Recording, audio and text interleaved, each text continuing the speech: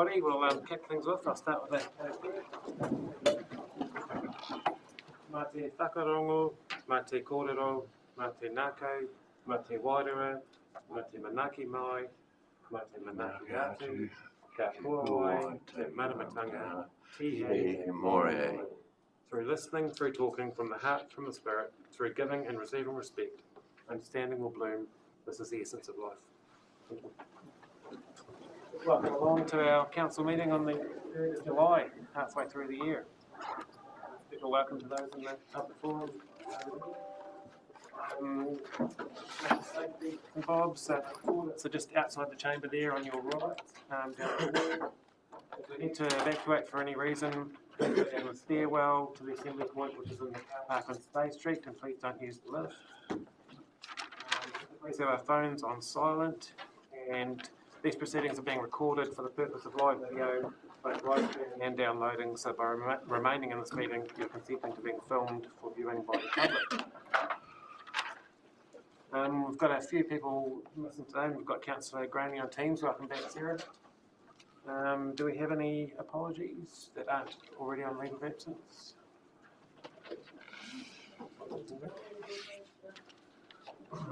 Yep, so I'll move the leave of absence, which is Councillors Chamberlain, O'Brien and Ravencourt. Do I have a second for that? Thank you, Joy. All those in favour, please say aye. Aye. Anyone against? That's carried. Do we have any further leave of absence coming up for anyone? Do we have any conflict of interest for any items on the agenda today?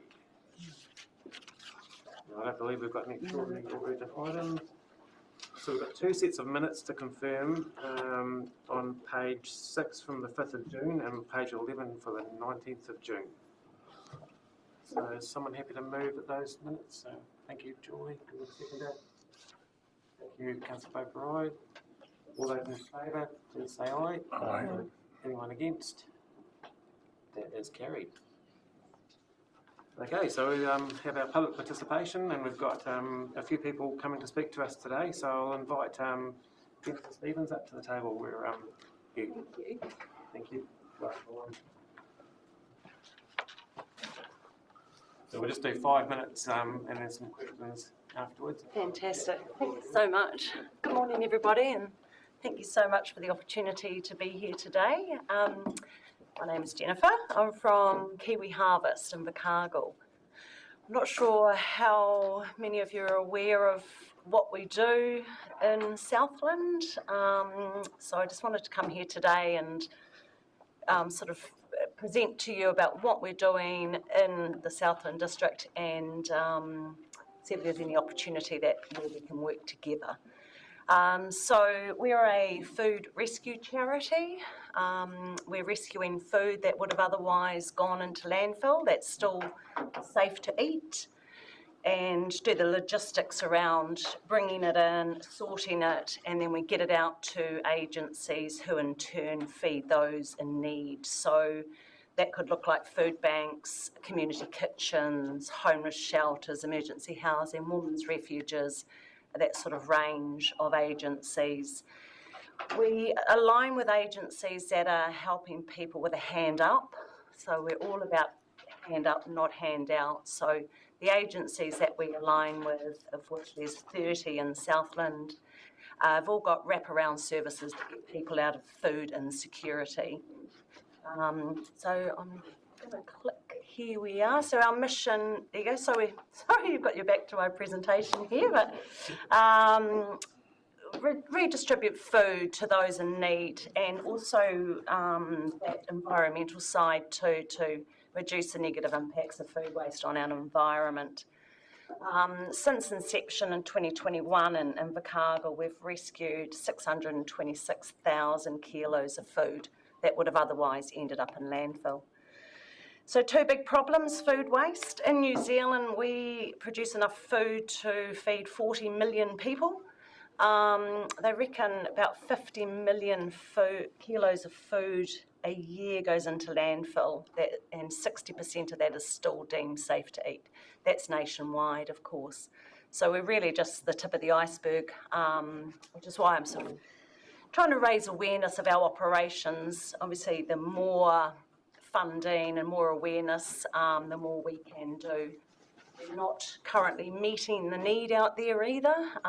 We have 25 agencies on our books waiting to come on board with food, which we're unable to support currently. Food insecurity is on the rise, as everyone knows, and it's a critical issue. There's Christopher Luxon there at our head office in Auckland. So 21% of children live in households where food runs out sometimes or often, which is crippling for New Zealand.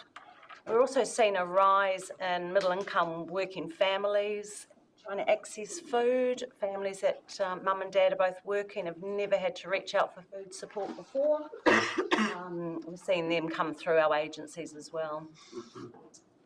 And of course, food waste is a major concern.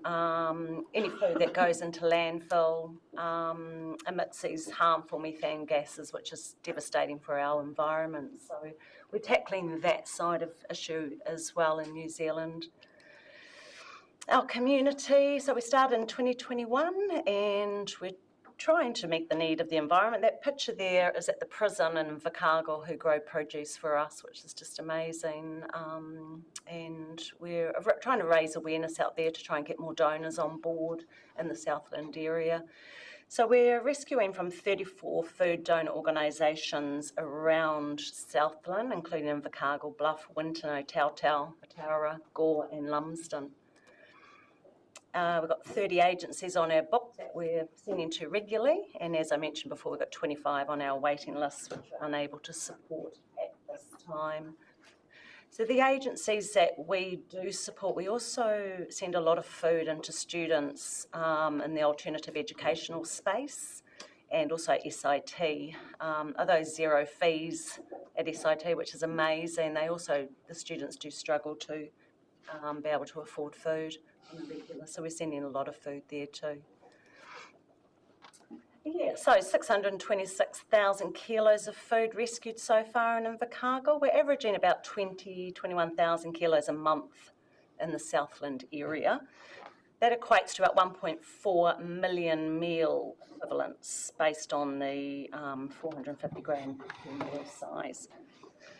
1.6 million kilos of CO2 gas emissions, which we've prevented, and it equates to $4.1 million of retail value of food. Our $1 invested in Kiwi Harvest, we can turn that into $5.16 in social good. That's a study we did there. We went out and spent $100 at a retail store, and you'll see in that picture there that's looking at $100 at retail, and that's what we can do for $100 from Kiwi Harvest. Volunteers, we have lots of volunteers coming through, corporate, students, all sorts of people coming through. We have volunteers with us just about every single day, which means we can keep our costs down and do so much more. So yeah, about 20,000 kilos of food rescued monthly, 48,000 meal equivalents, retail value 151,000, of course there's CO2 emissions as well. So we're looking for partners in that funding space as well. And we haven't had a lot of support from Southland. We are quite new. We've only been here coming up it will be 3 years this year. At the moment, most of our operations is funded through our head office in Auckland, and that's what we're trying to change. And by doing that, we're trying to raise awareness of our operations here to see if we can bring on more partners, including the 3 councils, and that way we can obviously grow and do so much more to support the community, both on the environmental side but also the social good that we're doing as well. Yeah. Thank you. Great, thank you. And some incredible stats in there, and yeah. That's right.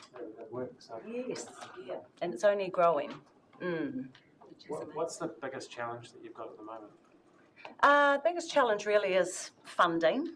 Through COVID, Kiwi Harvest has been around for 12 years. So it was started in Dunedin and is growing now. We've got 5 branches, 3 in the South Island and 2 in Auckland. So we've been around for quite a while, and Invercargill's our newest branch with just coming up 3 years. But it's getting the backing of funders out there is our biggest challenge. As I say, the operations down here at the moment are being carried by Auckland, which isn't sustainable, but also raising awareness so that corporate sponsors and so forth can come on board as well, just to help pay for those operations. We don't charge anybody. So the donors that we're collecting from, so all the supermarkets, food manufacturers, distributors, logistic warehousing, all that, we pick up the food at no charge to them. It would have otherwise cost them to dump that food. So we collect it all, we'll bring it back to base, we get volunteers to come in and help us sort it, and then we redistribute it to agencies, and we don't charge for that service either. So there's no charge at all. It costs us around about $1 a kilo to rescue food. So the two challenges are financial and getting more donors on board. We know the needs out there, which we can't quite meet, but without those other two sort of backings, then we can't really supply any more food. Yeah. Any other questions from the floor? To what extent do you distribute out into Southland District communities? Is there a way of knowing that? So we go to Winton and Otautau every Thursday. In Lumsden, we are up there every fortnight, but they also come down to Otautau and meet us there. Winton, they meet us on the alternative fortnight as well. So we're out there every week. At the moment, the food that we're giving them is primarily from Invercargill. Although New World and Winton are on board, we just don't have the capacity to be there every day at the moment, which is what we're hoping to do. We know with supermarkets, they are more likely to put food aside that they can no longer sell for us if we're there every day. But unfortunately, we just don't have that capacity at the moment. But that's where we're wanting to grow.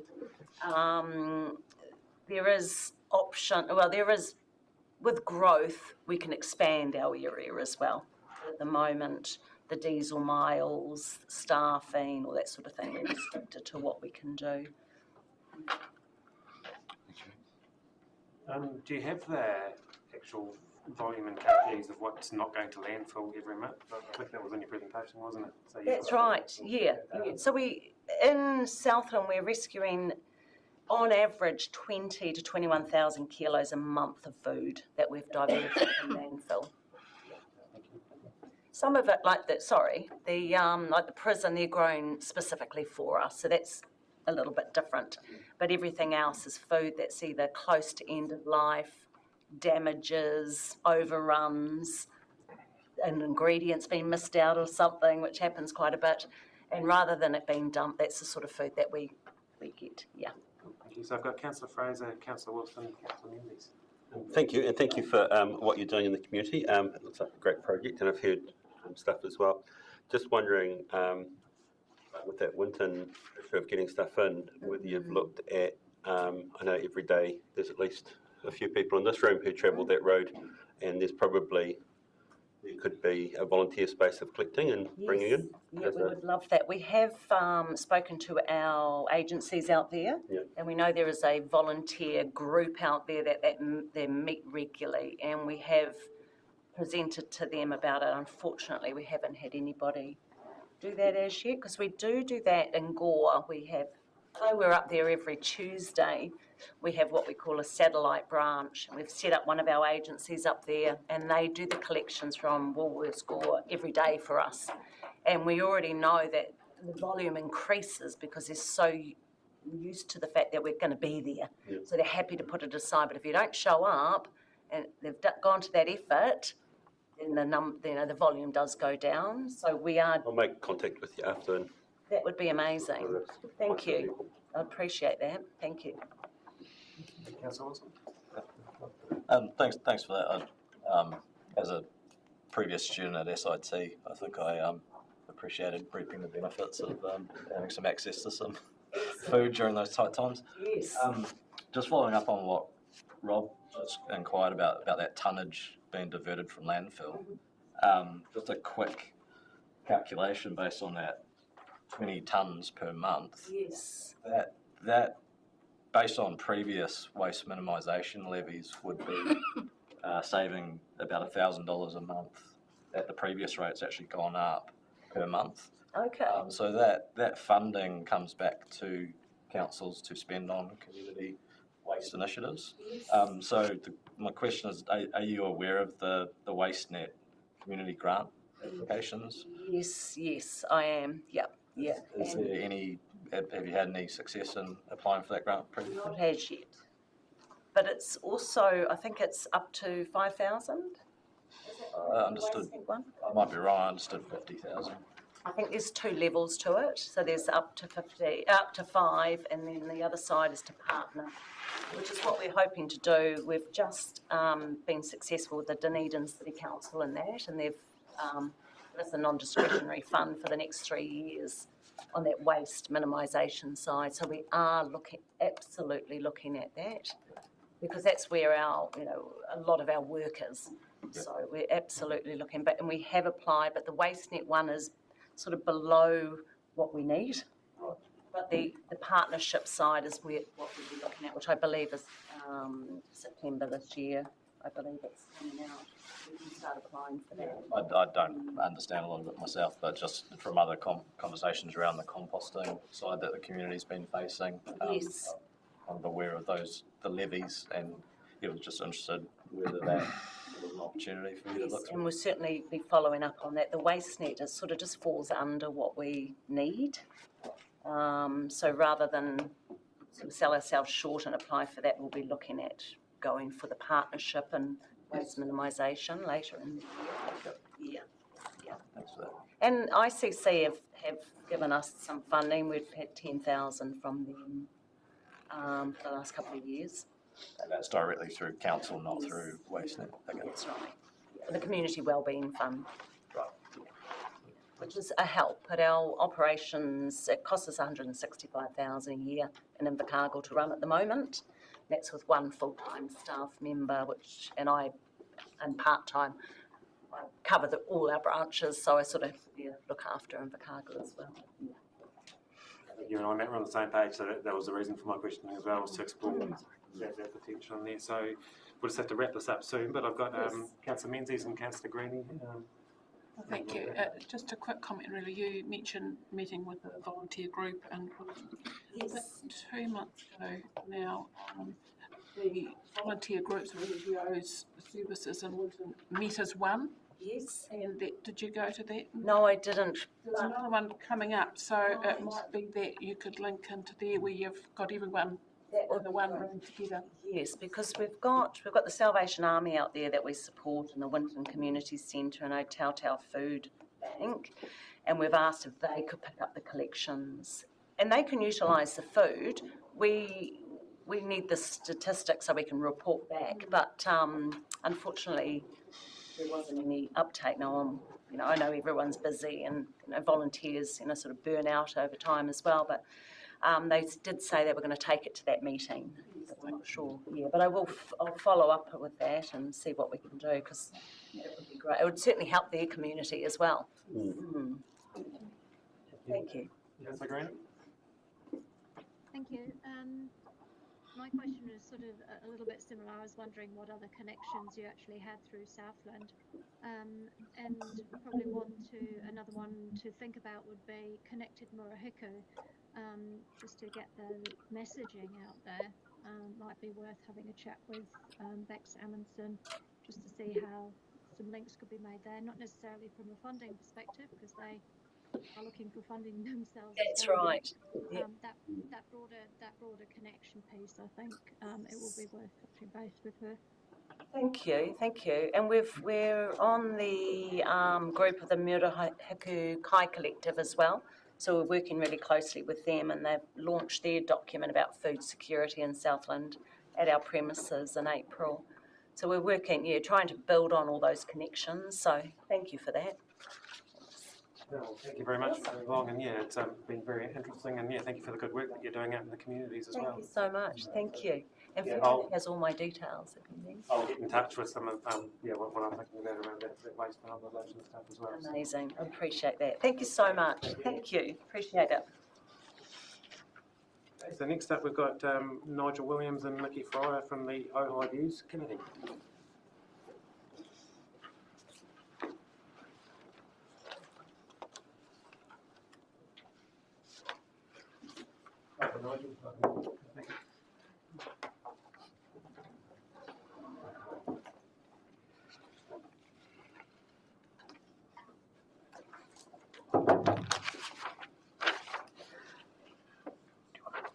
Mr Mayor, councillors and friends.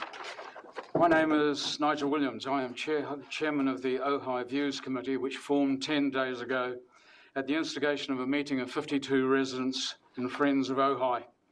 I'm accompanied here today by our treasurer, Nicola Fryer, who will also speak. We have recently learned that the owners of the former Ohigh mine site, Greenbrier, have decided to plant a plantation forestry block on the entire north side of the town. Work on this is already underway on the site. The townsfolk have tasked us with finding out more information about this proposal, including reviewing the progress of the site restoration project which we were promised. The council has kindly provided us with a copy of the plantation plan, so we have a fair idea of the detail and the impact of what is proposed. We're satisfied that the forest will deny all our views towards our outstanding natural landscape and will sever our intrinsically connected visual amenity that landscape provides to the town. Our views will be gone in 7 or 8 years. The proposed forest will result in the severance of our spiritual, cultural and visual connection to the landscape and to the Takatimus for the people of the land and for every resident and visitor to the Ohigh. There is not a property sale notice in the area that does not speak of the glory of the views of the rolling hills and the splendid distant Takatimu Mountains. These views are what defines Ohigh. For many people in the town, the views are the only mitigating factor they have in the choice of where they live. This forest essentially slams the door in our face. We are wondering what has happened to the presentations and promises depicting the clean lakes, public walkways and community amenity areas which we were promised. Instead, we are now getting the cold shade of a large forest block which will obscure our precious views. This proposal is a bolt out of the blue for us, and the community is shell-shocked. The Mayor has kindly offered us to sponsor a face-to-face meeting with the landowner, and we will definitely take that opportunity shortly when we are ready. Thank you. I now ask Nicola to speak. Kia ora. Nice to meet you, Council. Now, so my name is Nikki Fryer and I'm a very proud resident of Ohigh. So I would like to tell you a little bit about why I moved to Ohigh and my own personal views. 2.5 years ago, I drove up the Ohigh Clifton Road highway from Tuatapere looking for a new home. I was moving from Canterbury. I drove into a shabby little town at the top of the mountain called Ohigh. And I looked up at the majestic Takatimu Mountains and I thought, yes, this is a place where I can call home. I guess I'm what some of you might call a creative type. I'm a musician, a performer, a music teacher, a former business owner. I have an entrepreneurial streak, but I also wanted to invest wisely in my new home. I saw the potential for growth in Ohigh. I bought an empty section and built a little hut that I've just recently put on Airbnb. It's been listed on Airbnb since Christmas. Most nights up until Easter have been full with the hut. Mainly tourists that have been coming, overseas tourists, and they've all commented on what a beautiful, quiet place Ohigh is, and they all comment on the views of the Takatimu Mountains. I've also bought a rundown house in the township, and I, like many in the town, many a weekend goes by when there's chainsaws and drills and all kinds of noises of renovation going on in our town. In my street alone, there's been 4 new roofs that have gone on properties just since November of last year. There is a lot of new blood moving into Ohigh, creative types like me, but there's also young families, retired folks, and even people moving from Australia and Auckland. They're all seeking a quieter life and perhaps a smaller mortgage, or a lot don't even have a mortgage. Mostly they're all attracted by the aspect of our town, the views and the atmosphere and the unique feeling of our township. Money is being invested in Ohigh, which some of you may not be aware of. Houses are being bought and sold in Ohigh on the basis of their views. Those of us who've invested in the town, we do not want our properties devalued because of our loss of views. And that would also mean that we are paying less collectively in rates. There's approximately 130 houses in town at the moment, and so we're therefore roughly paying about $500,000 in rates per year. Would this actually come down if our property values came down as well? Ohigh, our town, is in a time of growth. Our essence of our town is of light and growth and our aspect, our views. My little business might be just starting out, and there's possibly 2 more little businesses that could be starting up in our township very soon. We don't want our light snuffed out when we're just in our time of growth. I'd invite you all to come out to Ohigh, come and stay a night or 2 in my little Airbnb. I'm not hard to find, I'm the only Airbnb in Ohigh, and please come and enjoy the majestic views. Thank you. Thank you both for a very passionate presentation, and it certainly is a very special part of the world. I know a lot of us have a special place in our hearts for Ohigh and that area. It is truly a good spot. So, yeah, thank you for coming along. Are there any questions from the floor? Just one question of clarity. So is what being proposed, is it a exotic plantation forest? Or it's a production forest. Okay. So it's not a regenerating indigenous forest or anything planned. It's all Pinus radiata. The full mine site is about a 500 hectare block, of which about 400 hectares is to be planted. Basically, they're planting everything they can. It is Pinus radiata, isn't it? Yeah, it's all Pinus radiata. Yeah, and we don't know whether it will be for carbon credits or whether it will be treated as a carbon sink as well. Thanks for the clarity. You talked of promises made and expectations you have as a community. Can you tell us a little bit more about that?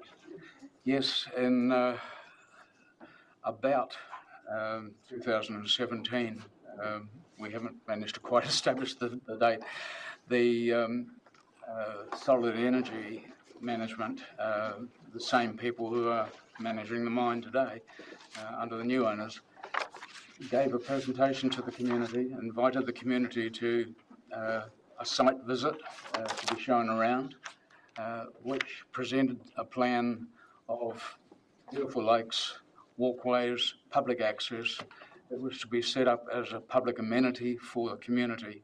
There were to be plantings of native trees and shrubs and the like, and we've found a copy of the plan online. I can pass it back to the council, and we're going to contact the landscape architects to get more details as to when that was actually sort of created and actioned. The earliest reference to the website is 2019, but it was created as a promotion page on the architect's website rather than that actually being the date. So as far as we can tell, it was around 2017. So this was a comprehensive plan. We bought into it completely and have been looking forward to it since. You know, every conversation there has been about the closure of the mine was, wow, it's going to be really wonderful, because in Ohigh, you step over the fence, you're standing on somebody else's land. There is no public amenity beyond the view. The only amenity that we have remaining in terms of a feature for the place is the Takatimu pool, the swimming pool. So it's these promises which were before us What those promises also did, of course, was it left the community less critical, perhaps, of what was going on in the mine, because the mine has always been the benefactor for the community. It was the employer, it was basically the reason for the town. The mine provided 2 tons of coal a year to every one of its workers. The mine, and even under the new owners, continues to provide coal to fuel the boilers at the Takatimu community pool. And so, these are our benefactors and our friends. And so we are just completely bemused and blindsided by this complete neglect of the previous promises that have been made to the community. And unfortunately, what also happened, of course, was that by leaving us in a less critical state, we perhaps saw recent changes to the mine and the rehabilitation and the like. Those proceeded without any consents. And so there was no opportunity for the community to have input to a resource consent, which would have then seen the promised rehabilitation format locked in as resource consent conditions. So we were kind of lulled into a false sense of security. The human being always travels hopefully, I guess. I think you probably answered my second question was, I know your groups have only been formed, 10 days, whether you had any understanding of why the change in approach from what you understood in 2017? We haven't had a conversation, any formal conversation with the landowner. At the moment, we're just trying to get our ducks in a row and to get our own heads, because we want to make sure that, firstly, that we fully understand the proposal, and so our view of our concerns is properly based. And we also just want to explore on our own account what sort of options we may have before we have that conversation with the landowner. As I say, the mine's been our benefactor, and we also appreciate that Greenbrier is an enormously significant contributor to Southland. Like, they operate the limeworks, and the limeworks, of course, receives waste from the lower South Island, which would normally go into landfills elsewhere and turn into methane. Instead, that waste is converted into heat. They burn the methane off the landfill, and they use that to produce the lime, which is then distributed around the country to produce food for us. So, they do an awful lot of good. And so, again, we're kind of puzzled by this sort of dichotomy we're presented with in terms of what this Greenbrier thing has become. Wonderful, but the proposal is having a real impact on us. As far as we understand, the promises were made when the mine was owned by Solid Energy, and then it was sold to Greenbrier. But nevertheless, those promises were made to the community. Councillor Beauperoy and then Councillor Duffy. Thank you, Rob, and thank you both for coming in. Now, just sort of following on from the conversation we had that day at Rotata for the benefit of some of the other councillors who were not there, you have now been given a copy of the planting plan. Yes, we have, thank you. Is that in line with what you were expecting when you came? Yes, and indeed there's, I've checked the offset. We were told that the trees were to be 100 metres away. In fact, it's about 75 metres, and in some parts, particularly down the eastern Nightcaps end of the town, the trees virtually are on the zone boundary, the residential, the general residential zone boundary. So it's actually a little bit worse than we anticipated. I mean, these are things that are in some ways a small detail, because the trees are mostly being planted on land which is rising away from us. It doesn't matter too much whether it's plus or minus 20 or 50 metres. They still impose that restriction. But if it was found that the plan was not in conformity with the district plan's requirements for offsets from living areas, that could be quickly adjusted, but making that adjustment has no impact on how bad it is for us. Thank you. Councillor Duffy? Yes, thank you. And the ideal outcome for you people, is it about no trees at all, or no trees in a particular area where that blocks the views? That's a very difficult one, because I guess we could look at what views are, and try and contrive some activity on that land which protects these views. The district plan currently identifies significant views, significant features.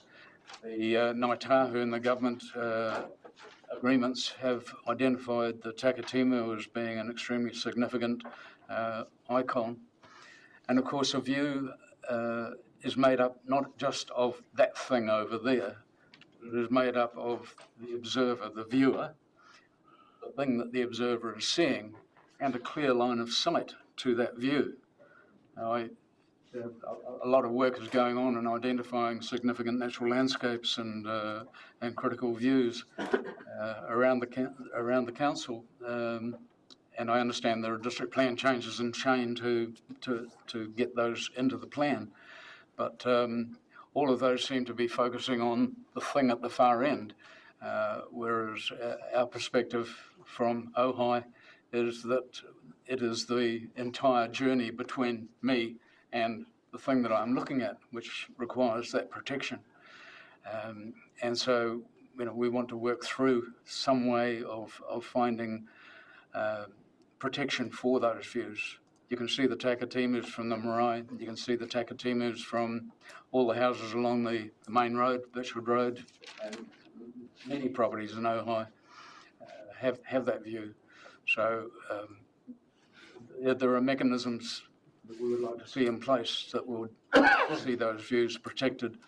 And of course, this is an issue not just for Ohigh, it's an issue for every city, every town that has a view of the remarkables. You don't want a fence put up in front of you. You don't want a plantation put up in front of those views. Well, thank you very much to both of you for coming along, and your passion for good luck. And we'll support you. So, Thank you very much.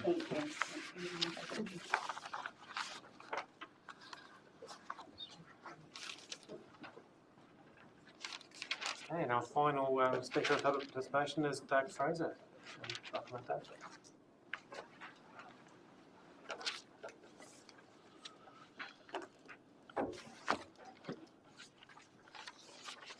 Thank you, Mayor Rob and councillors, for the opportunity to come and speak to you today. Bit of a change of subject, just onto your big ticket item today, which is road rating. My interest in this was tweaked again after having spent quite a bit of time working on it in earlier years by the long-term plan and what that was going to do to my roading rate for my individual properties. So, for instance, my small dairy farm at Grover's Bush will have a 29% increase in roading rate this year, another $1,800 on my sheep farm, another 22% increase, or just short of $1,000. So, and the promise in the long-term plan for more increases and significant increases to come.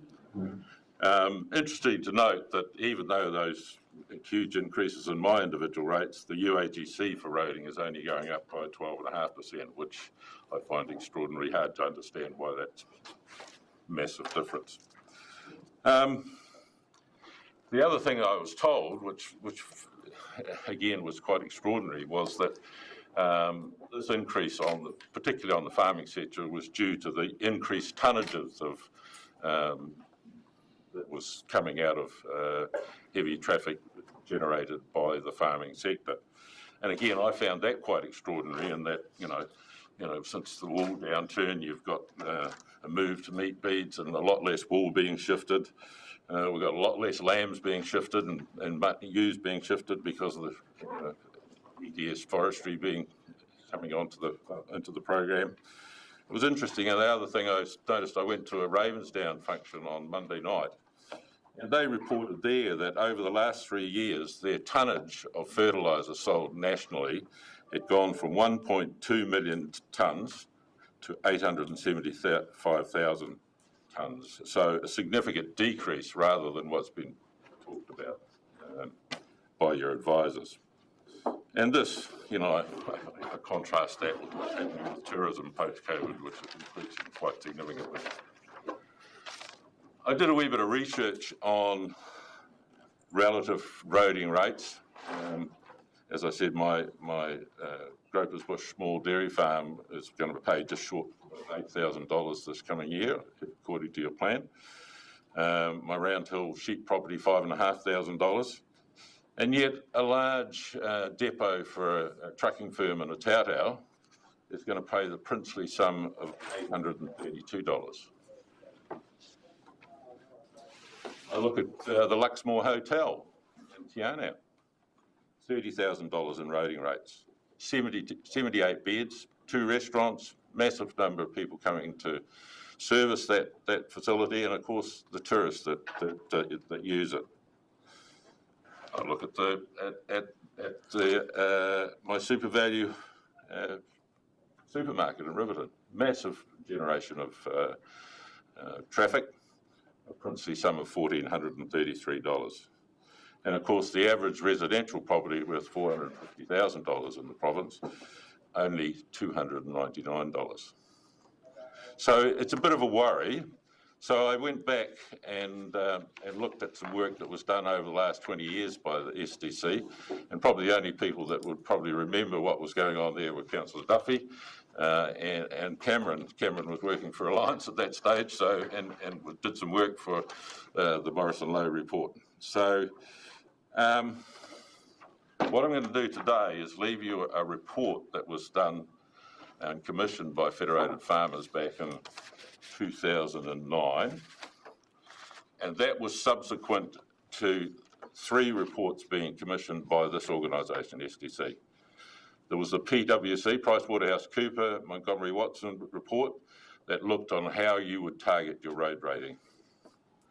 That didn't seem to provide the answer that people in the office down the road wanted, so they asked for that to be reviewed by GHD and to make it a bit finer detail and to put more local information on it. And surprise, surprise, that even made a more dramatic change to what the recommendation was. So again, that was ignored. And then in 2007, another 2 years later, along came Morrison Lowe.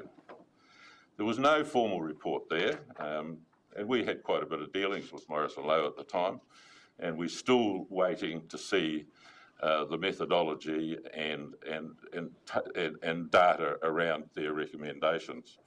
And it appears to me that the model you're currently using is still largely based on that report. So that's when we at Federated Farmers, I'm not an active member now, I'm a life member, but not an active member, but we commissioned Alan Kennard to review those reports, those 3 reports that you had indeed commissioned. Now, Alan was a former Deputy Director of National Roads Board, General Manager of the Ministry of Transport, Land Transport Division, and he developed the road user charges model on a national level and subsequent reviews.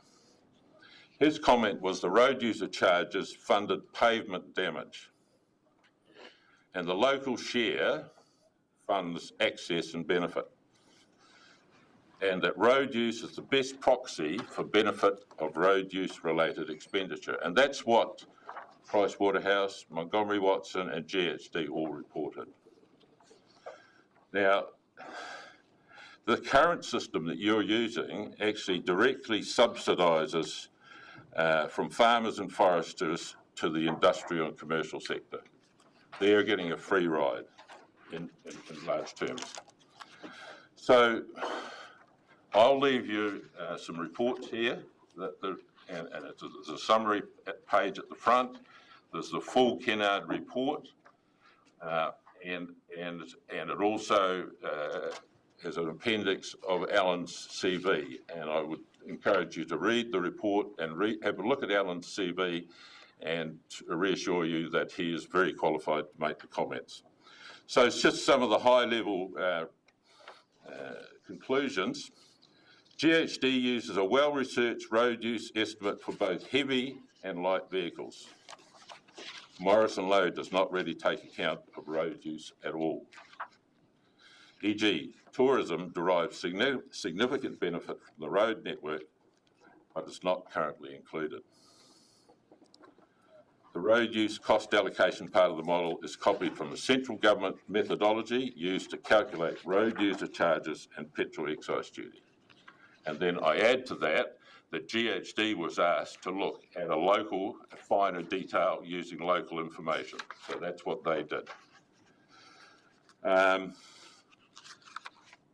The comment from Kennard was, if roading rate is meant to relate roading use related expenditure to land use that generates the road use, then the PwC, MWH, GHD model does it in a recognised technical manner. If the road use rate is meant to reflect relative benefit received from the road network by various land use categories, then it does this using road use as a proxy for benefit. Now, with reference to Morrison Lowe's comment was, if roading rate is meant to relate to roading use related expenditure from land use generated road use, then the Morrison Lowe model does not do this. Does not do this. If the roading rate model is meant to reflect relative benefit received from the road network by various land use categories, then it does not do this either. So, for instance, using capital value, Morrison Lowe uses capital value to reflect light use vehicles use. And of course that means that a house of $450,000, which I mentioned before, would only be paying a tenth of a farm worth $4.5 million for their light use traffic. So you've got to decide whether that fairly reflects the use from an average residential property to an average farm property for light use use. Because see, GWD, PwC, MWH model reflects the number of trips, average number of trips, the average trip length, the pavement damage effect, and the gross vehicle weight. And there's a matrix that takes all those into account. So you've got to decide whether your rating model is actually trying to reflect road use and road damage from individual land use types, or whether you're just using a model that you've grabbed out of the air to just tax people to fund your roading rate. Because as I'm trying to illustrate this morning, it just seems beggars belief that your advisors come and tell you that the increased tonnages related to primary produce has actually encouraged you to increase the rates by, 18 or 19% for, on average for primary ratepayers this year. You've got to decide whether you can exempt primary processing plants like Alliance and Fonterra because they're on the state highway. And this is what Morrison Lowe suggested should happen. So Cameron did a very good job when he was with Alliance to ensure that they weren't charged the true roading rate. And they're the companies that are being subsidised greatly by things. Then what about, why not consider other road uses like tourism? So the challenge is, Just if you want to allow some questions, you might want to wrap it up soon because I'll just let you go. I'm mindful that the others tend to have 20 minutes. So I'm letting you have more time. No, that's great. Thanks. So yeah, I was just going to sum up now. So the challenge is you've got to ask the question whether the model you're using now, you've got to ask about the methodology, the quality of the information you've got, are the assumptions they're making correct, and demand to see the model calculations, because I've asked for them both back in when I was 2007, and I've asked for them again. I've talked with Mayor Rob about this 10 days ago, and asked to see the methodology that they're using, and I still await that. Because what you're doing is unsustainable for the agriculture sector. You're asking us to pay between 60 and 65% of your roading rate from a very small ratepayer base. And you're using the calculation from a very flawed model. And I would ask you to all take the time, it's only a 20-page document, to read that Kennard report. And, you know, perhaps it's time for you to ask for that report to be reviewed. Because I personally, and I've had a lot of experience with this, have not seen the model that you're using currently, and I can only assume that it's a derivation of the Morrison Lowe report, and you know, we didn't see that then, and we didn't see it now. So thanks, Mayor, and I'm happy to answer any questions. Yeah, apologies for rushing you through there, but Yeah, what no, thanks, yeah. Just a couple of questions from me. And I've read that report that you've got with the councillors. Are you aware that that 2009 report, the roading rate model we've got now, is very different to what it was back then? So it's potentially not reviewing the existing model that we've got. Well, that I don't know, and I don't know that you do. When I discussed it with you, you didn't seem to think that that your current advisors were saying that they didn't want to share with you the methodology. Well, I find that quite extraordinary, really, that here you are making a huge impost on the farming sector, and you have not checked the validity of the methodology they're using. Now, if you can provide that to us, and that we can run the ruler over it, like we did back in 2009, and still found it very wanting, as did Alan Kennard, then that would be great.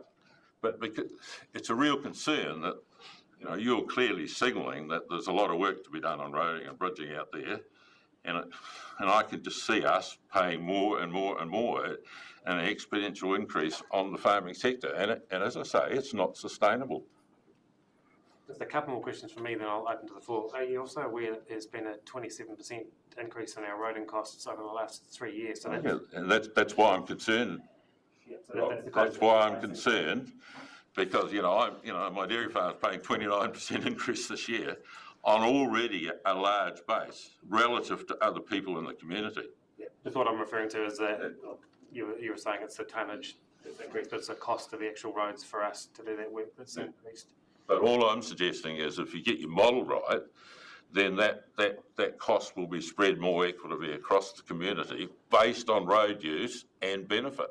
And that's what Kennard's saying. Look at the road use as a proxy for benefit. Just in terms of another statement that you made there around the road user charging model and whether we are responsible for funding the repairs on the road or for the benefit of using the roads. Do you think that the road user charging model, or should I say the NLTP model for the money that comes back to us, which is only 55%, is a fair model for us to be able to do that under that type of cost? No, we're on the same page there, Rob, and always have been, and we should be trying to work together with the new government to make sure that's improved. I noticed you've had some small improvement, but yeah, a long way to go. Yeah. Thanks, Doug. I'll open up the floor for questions. Councillor Baker, Thank you, Rob, and thank you, Doug, for coming along. Now, I can't say I'm an expert in these, but I've gone through these reports, and some key points that have stood out to me are the ones you've mentioned, so I'll reiterate them. We are not using UAGC as a council, as this council, to the maximum that we could. I do think every time we do not use it to the maximum amount, we have the discretion on our hands to decide who's going to fund more and who's going to fund less. And that is something I don't think should be our rule. The other thing that both of these reports have previously pointed out that of the total road costs, just over half are use related and just under half are regardless of use. Yeah. So I do think we should be splitting our cost like that. And then if just over half are use related, you should have a proportionate amount of, say, primary industry space, this much. But about half of that should be allocated. Sorry, Councillor, you asked a question or? Reiterating his points that I do agree with, that this is something that I completely agree with. Just the purpose of this is to ask questions of the of the system. So yeah, if you've got a question. No, just wanted to clarify that I am in agreement with him. Thank you. Did you have a question, Councillor Duffy? Oh, well, I didn't, but I can. So you used the example of Alliance and Fonterra as getting a cheap ride, I guess. So you be aware, Doug, that they're both within Southland District's boundary, where there's two other dairy companies operating that aren't within our boundary and therefore not able to be captured by us, and several freezing works plants, as well as the livestock that goes out of the province that we can't capture the heavy truck use on under that previous model that you were referring to. And then when we have forestry, which is a large cause of damage on roads, that there's very little of that tonnage that we can capture through the processing end, hence that it's charged to the actual blocks that produce it. So it's, in the end, someone has to pay, and we can only capture the ones that were within our boundaries. Yeah, I understand, and that was a comment that was made, 20 years ago too. But the point is, haven't you got to get a model that is technically sound? And both in Morrison Low, and I assume now, the models are not technically sound. I just raised a few issues about, what's happening in agriculture. And Paul, you'll understand what's happening in agriculture at the moment and what's happening with fertiliser applications and the like. It's not increasing. Tonnage is not increasing. So what you've got to do is relate to a model. It's not perfect, but it's a nationally accepted model that we're asking you to use. There's been these sort of, we've heard in the past highlight, it's the forestry and it's the sheep farmers, the dairy farmers that wreck our roads and we've got to go in after them. There's a whole lot of people get a benefit out of the roading network. And you can't just charge all those costs back to farming. There's a lot of people get a living from farming and they need to share their fair share of the roading system.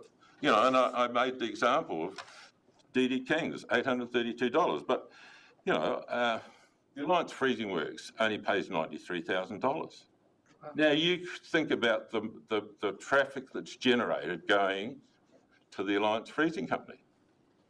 In and out, both light vehicles for the working and for heavy vehicles, because they come and buy my lambs off my property. They buy them on my property. Fonterra, I milk my milk into the Fonterra's vat, and they come with their vehicles and pick up their milk.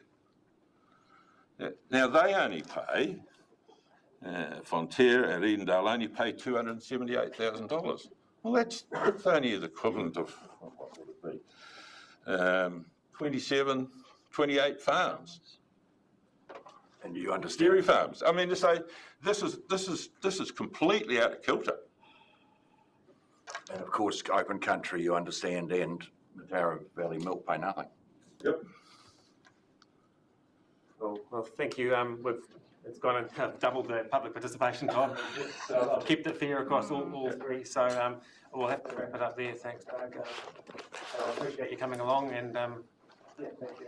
You guys amongst the councillors. I expect we'll get a submission for you in a little bit. We do have metrics coming along today for a live stream Sorry, I didn't pick that. Metrics are coming along today. What time would they? Can I sit in on that? It's a public. 1:45. So it'll be live streamed. You're welcome to stay and sit in on it, or you can watch it. Yeah, 1:45. Okay, thank you.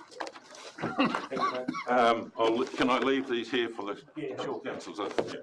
Okay. So I appreciate your time and Thank you. yeah, thanks a lot. Hope I got enough. I've got a photocopy.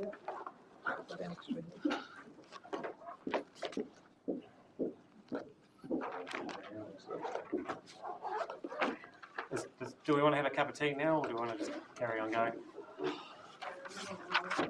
Carry on. Everyone happy to carry on? No one's arguing. We'll carry on. So So I'll take us to our first item on the agenda, which is 7.1, the Riversdale Lighting Project, unbudgeted expenditure request, which is on page 29 of our agenda. And I welcome Kelly and Sam.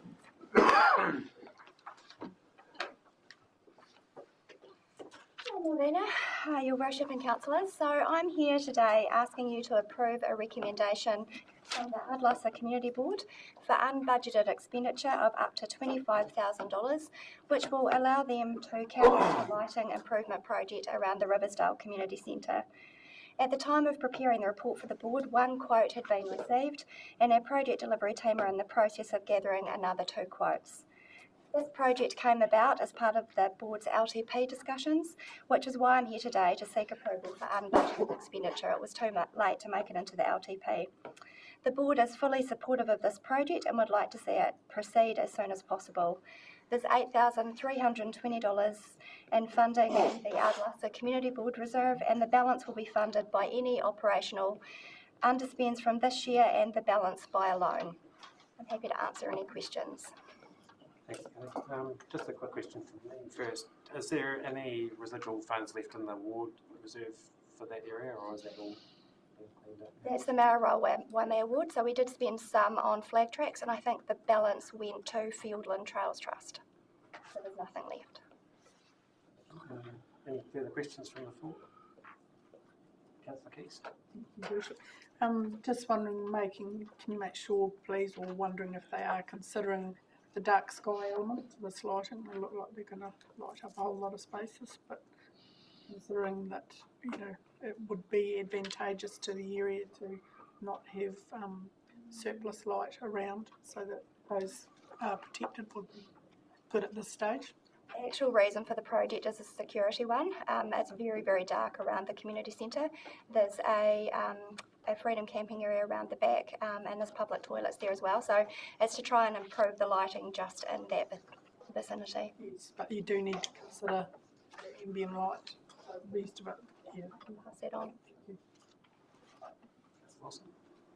I don't have any questions. I can only comment that this is what the community board's asked for. If no further discussion.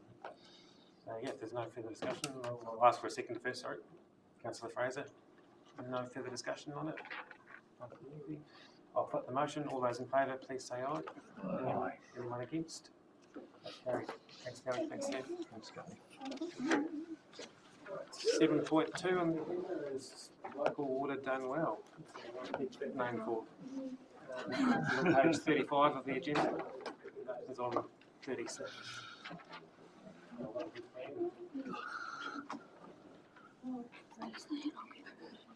Hopefully that's not the presentation. No. Keep talking. Can we choose it? But sad, otherwise. We got time.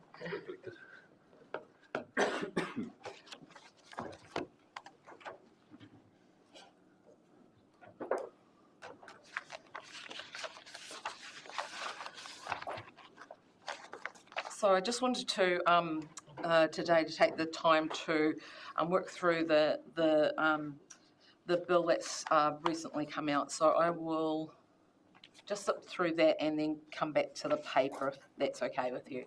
Oops.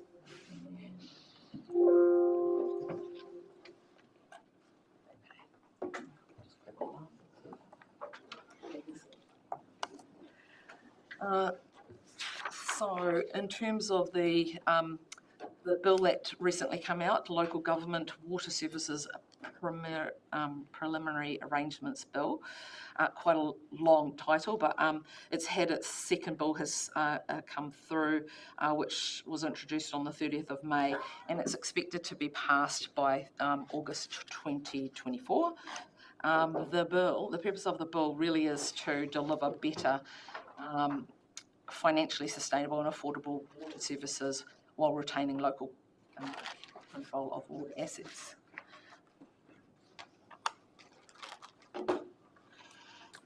So the water services delivery plans must be submitted within 12 months. So this is one of the key pieces of the soon-to-be legislation. The water service delivery plans must provide sufficient detail around our current state of our assets, and one of the key things here is to illustrate that our water services are financially sustainable, and I'll go into what financially sustainable means later. We must also show that we're maintaining our assets in a way that the delivery of our water services meet the regulatory quality standards that are set by Te Mata Whawhai.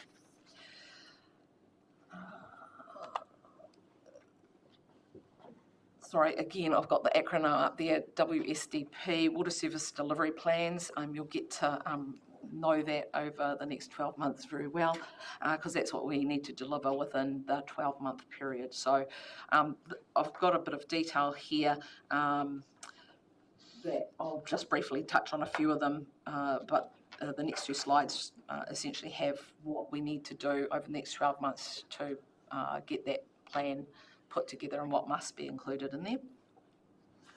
So financial, I just want to talk about the financial projections. That's probably one of the key pieces. We must have those financial projections for delivering water services over the next 10 years, with the first 3 years, similar to a long-term plan, being the most detailed component.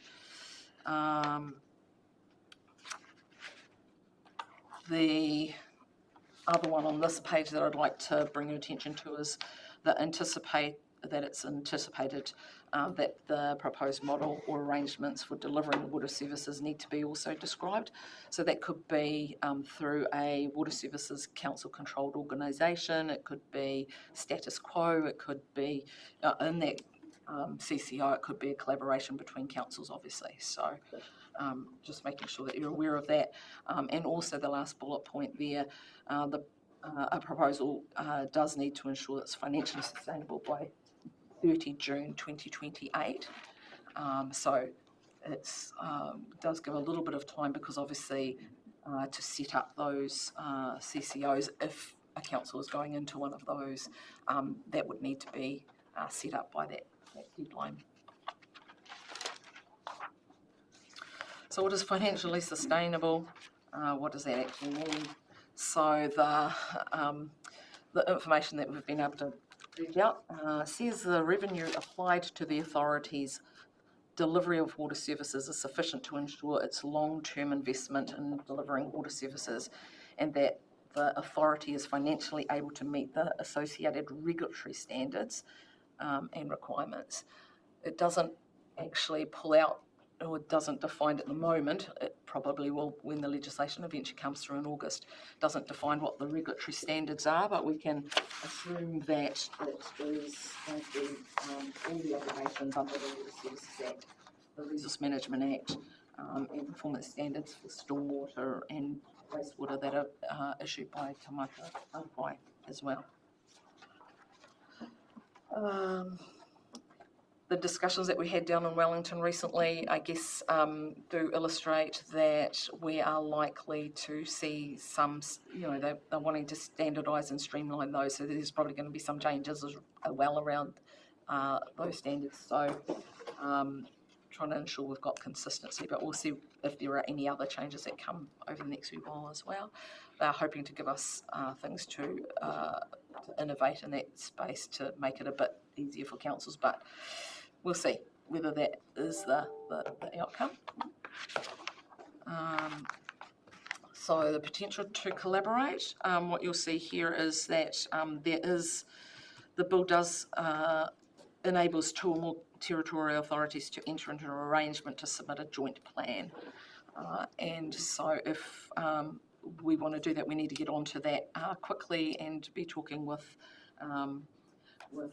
within our region. So needless the need for the paper that's coming today as well.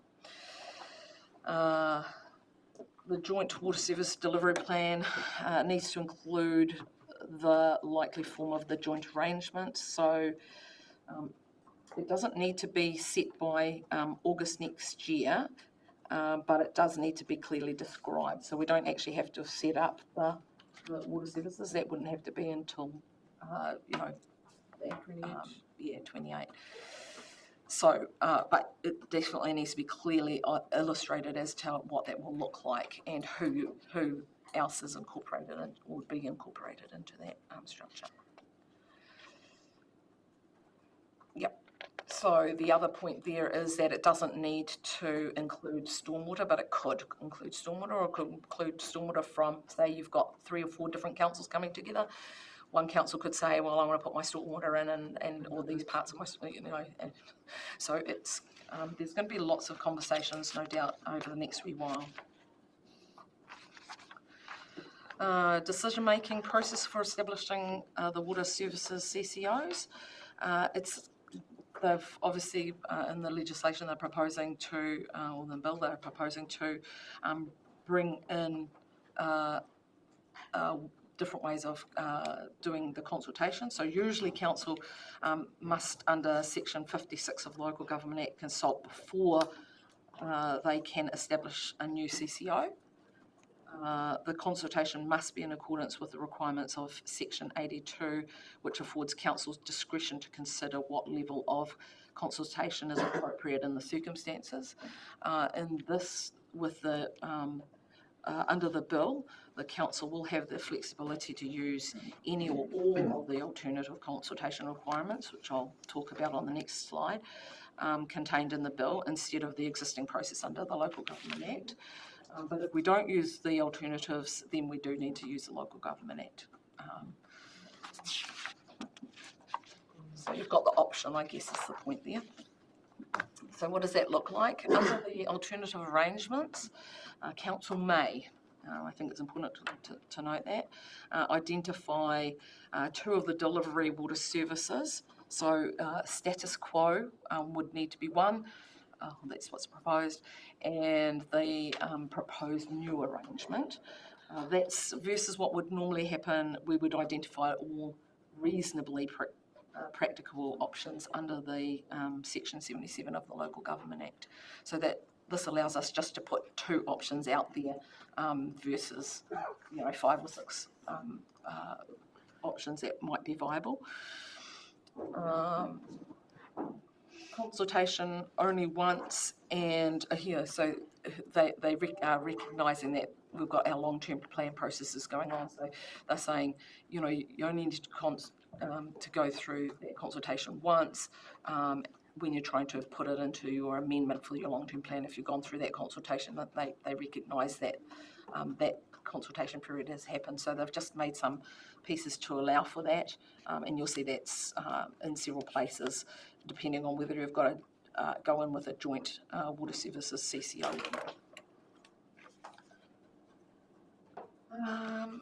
And yeah, I think that's probably enough on that slide. I'm happy to hand out, I just know we've got a few presentations coming today, so I'll keep it reasonably slick and let you get into questions rather than...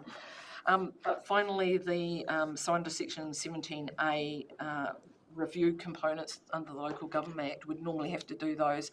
This piece of legislation will give a temporary exemption from the cost-effective reviews that need to be done under section 17A of the Local Government Act, because obviously we'd be in this process of showing cost-effectiveness of the water services that are going on. So the reason for the paper today is really to allow us to have a small amount of money. It's not huge, but a small amount of money to start to investigate with within the Otago Southland region, but also there may be some other ones separate from that we also want to look at. You'll see through the paper that there is a breakdown. So it's paragraph 4, we talk about the amount, so 25,000, and in there specifically there's 18,000 for the local, for the Southland Otago Local Water Done Well Working Group. And there is a table with the breakdown on in paragraph 25 and 26, and our proportion is 9.3% of the 194,000 to do that work. Obviously, it pays for consultants, legal support, and administration components and communication. Thank you. Thanks, Ben. Just a couple of comments from me before I open it up. I find it kind of patronising from Wellington coming in and telling us that we need to be ring-fencing our funding when you look at the LTP process that we're going through at the moment and the ones that we've gone through in previous years, where that's exactly what we do. And it's when you look at the kind of the real issues around what we're facing as a council and the definition of financially sustainable, I look at the word affordable, and I don't see where those links come through, and I haven't seen any clear definition from the government as to the big piece that we're dealing with at the moment in our long-term plan, which is the affordable piece, which $300 million in debt in year 10 of the long-term plan, to me, isn't financially sustainable or affordable, and asking the government what they're going to do if they deem someone as not financially sustainable. Welcome to our shoes, trying to make something work. So, yeah, this piece of work that's come in as an additional piece of work for you and your team to do at the tight time frames and tight pressure is also frustrating. And I worry about the speed of us having to get back to them with the collaborative approach that they're demanding around looking at CCOs that, in my opinion, right now aren't going to achieve anything. They could actually make it more complicated. And having to make a commitment early on to potentially work with unwilling partners, and having been involved in this process for a few years now and not getting much confidence in the direction that it's been heading at all, and it doesn't seem to be heading too well at the moment either in terms of what we need as a council and what we need to address that important. I mean, the financially sustainable piece is the most important part, but I think that definition of what we see as financially sustainable and what Wellington sees are two different definitions. So, I appreciate the good work that you and your team are doing, again, under trying to do the BAU and then having to do all of this stuff on the side, but I just want to see and ensure that we're getting some value out of that work that's being done for us and what we need as a council for our ratepayers going forwards, and that we're not throwing that up to $25,000 into something that might not actually look. I want to see that 25k invested rather than kind of spent on reports that might go nowhere, achieving some tick box exercises for the government to say that we've looked at a collaborative model, knowing that it's a very complicated environment that we're currently operating in, and all of local governments kind of in varying degrees of the same kind of position, so putting us all together isn't going to necessarily make it any easier. So, sorry, I'm rabbiting on now. I'll open up to the floor for questions. Councillor Barker. Pretty much echoing what Rob has just said, the fact that financial sustainability is just of the water delivery entity they are creating, and at the end telling us we are temporarily exempt from the cost effectiveness review and saying we just need to present two possible options. All of this seems to me to be cutting ratepayer voices out, and who is to say where Tamota ROI is going to stop with the water regulation standards? I mean, that standard creep is what has got us here. Where is the guarantees that this is it, we are done now? And seeing how, seeing how, I mean, the major shortfall we have in roading, it's a big expense. This seems to be another black hole right now as I see it. And the next 6 months will be really important for trying to establish whether there is somebody else that we would want to collaborate or could collaborate with. We might be willing to collaborate, but somebody else might not anyway. I mean, we're not and looking will at they be more financially stable, or will they bring the sustainability? And can people afford the safety standards that we are telling them that they need to have for their drinking water? Essentially, the question comes down to that. And if they can't afford that level of safety, well, it should be possibly status quo, but this is worrying. And in the developments in this what I can say in terms of the water standards that are in place at the minute, depending if for our drinking water, we're doing very well in that space. In terms of that, we've got one plant that we just want to do some additional barrier protection on, and Grant could talk to that in detail if you wanted, but essentially we're pretty good with the drinking water. Our wastewater is obviously the place where we've got the bigger costs, and the the legislation and the RMA that, those processes which need us to lift the standard of how we deal with and deal with our wastewater, I guess, is where the key is coming from. And I think as well, just in terms of like even this funding that's going into all of these reports up and down the country, and I worked out the other day that the total cost of the reform to date actually would have earned this council, not earned, but if that had been distributed across the country based on the number of plants that we've got, we would have had $68 million, and we could have invested that in our infrastructure rather than all of these kind of doing models for models' sake and trying to sort of prove a point to the government. So yeah, it's concerning the kind of direction it's continuing in. Councillor Duffy? Well, I'm just wondering if we can join a CCO with Fairyland.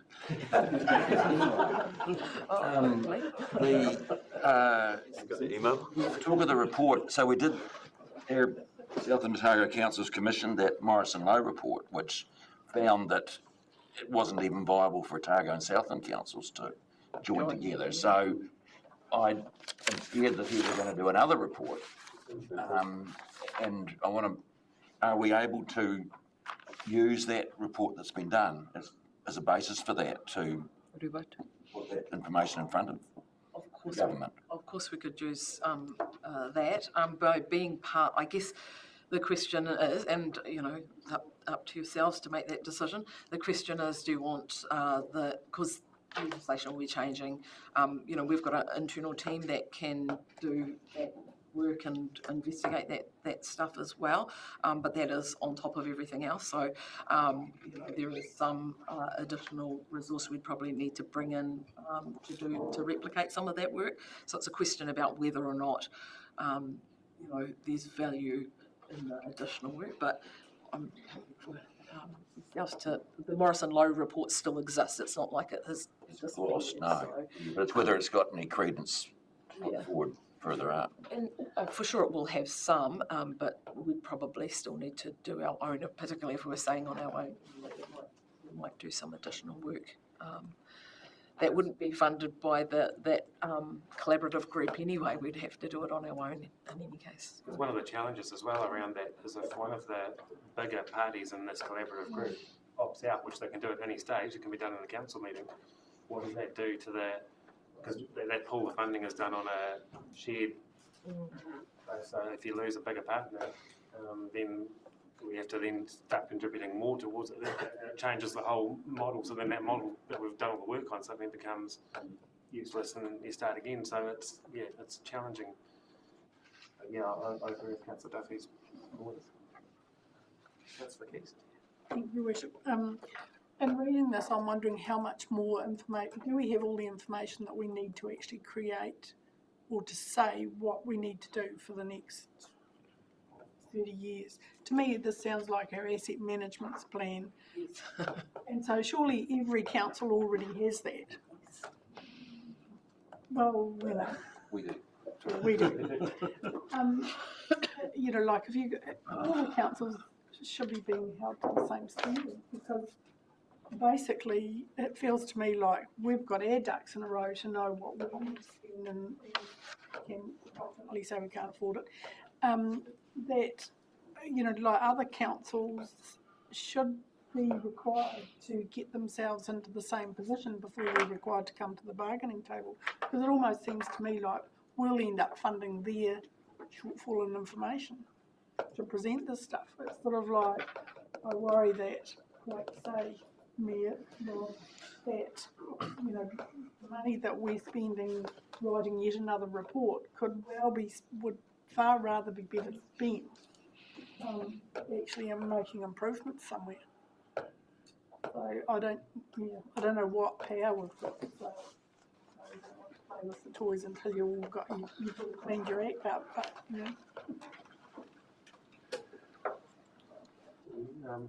Any other? Oh, sorry, Councillor Lindsay. So just a question around the joint Southland Otago working group and the contribution there to that group.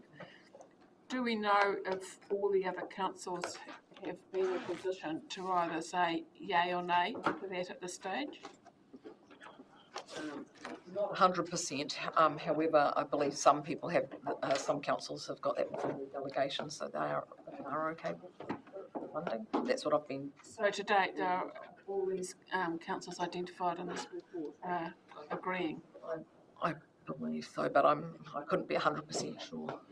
Cameron might have a better. Through you, I don't know that they all are yet. And as friends pointed out, they've got differing levels of delegation, or whether the council is approving it or it's. I actually wouldn't mind making some alterations to the proposed resolutions.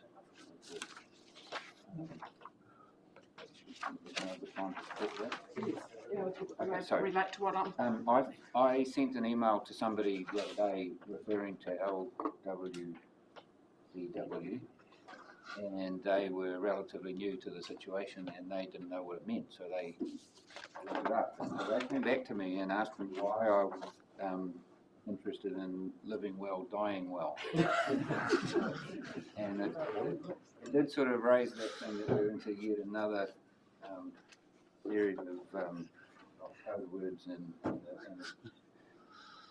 that sense that we're back in this game again, and the rules have changed and the outcome's uncertain. And to just come back to Councillor Keith's observation, actually we do have pretty good asset information on our waters, on our infrastructure, and we already ring fence. It doesn't make it magically affordable, but the uncertainties that we're facing are around what the future drinking water standards might be, what the future environmental standards might be, what the time frame and consents might be, and for us that disproportionate effect of scale and distance. So if we have 29 consents for the charge versus a council that only has one or two, and then we go through 29 of these massive processes for a very small scale plant, but that cost of running that process is the same. So we have some challenges. The last round, the last government round, actually fundamentally worked on a basis of cross-subsidisation. That there had to be cross-subsidisation across councils, and they worked out reasonably quickly. Well, not as quick as you would have thought, but they worked out as they went through the process that actually there was no point in giving councils a choice about whether they opted in or out, because you can't all win if there's cross-subsidisation. So some councils, some ratepayers, consumers were going to end up paying more, and some were going to end up paying less. Well, everyone paid more, but proportionally it was different. But ultimately councils have to act in their own interest. So I guess I'm coming to saying, I suggest that you change resolution 3 to, rather than approve, to note participation in the regional delivery model, because in fact we are already participating in it. What's at issue here is agreeing to spending some pooling resources to make sure that there's an intelligent resource in there that's doing some of that work. And yes, it does need to build on the previous work from Low. And yes, council did contribute to funding last time we did this, where it was Matt Russell that was actually the lead for Otago Southland. The other suggestion I would make is that we don't know what the outcome of this will be, but I think that it is worth still participating, even though ultimately it might fall to bits, or ultimately some of the councils may see benefit in working together because it is mutually beneficial, like a good shared service should be, and others may say, look, we're for our own reasons, it makes it worse for us, so we don't want to. I suspect that the government's going to have to step in again. I just note that I don't want to recommend to you that we pay for this, and that's why we're saying here that it should come from the DIA funding. But I'd also just like to suggest that at the end of resolution that this is subject to the funding being confirmed with DIA.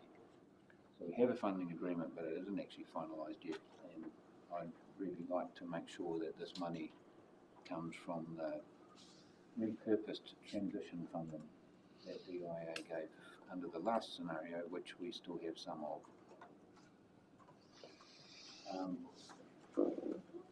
My recommendation is that we proceed into this and any other options that come up. If we don't, we're in effect saying we're on our own from day one, and I think it's too early for council to make that call.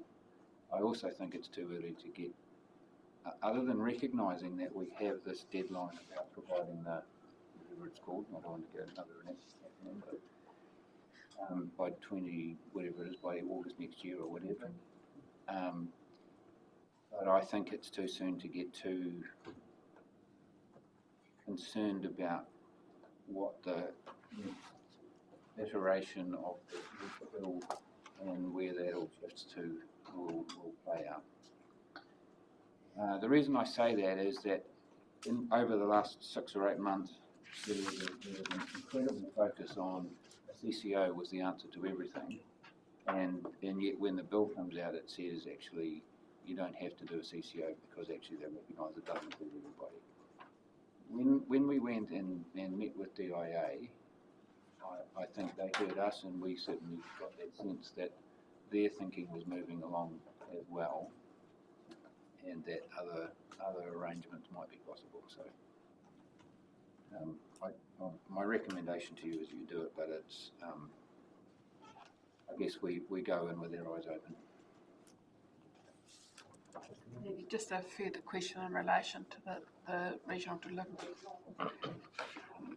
Given the projected costs around this, and I'm talking about the whole concept, and the importance, I think, of feeding back accurate information to our ratepayers on progress, because that was a concern we had in this triennium. What might be the reporting process around this from this group back to council, and frequency? I couldn't tell that group, but obviously we would need to make sure that we're doing a regular update to council along the journey of the 12 months. It's not. Like it's been quarterly. There's going to be lots of decisions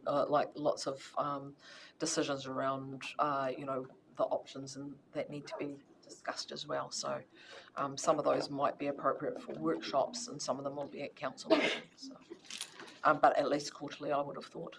It might be more often, depending on the situation where we're at, because we've got 12 months, so we've got to put it pretty quickly. So.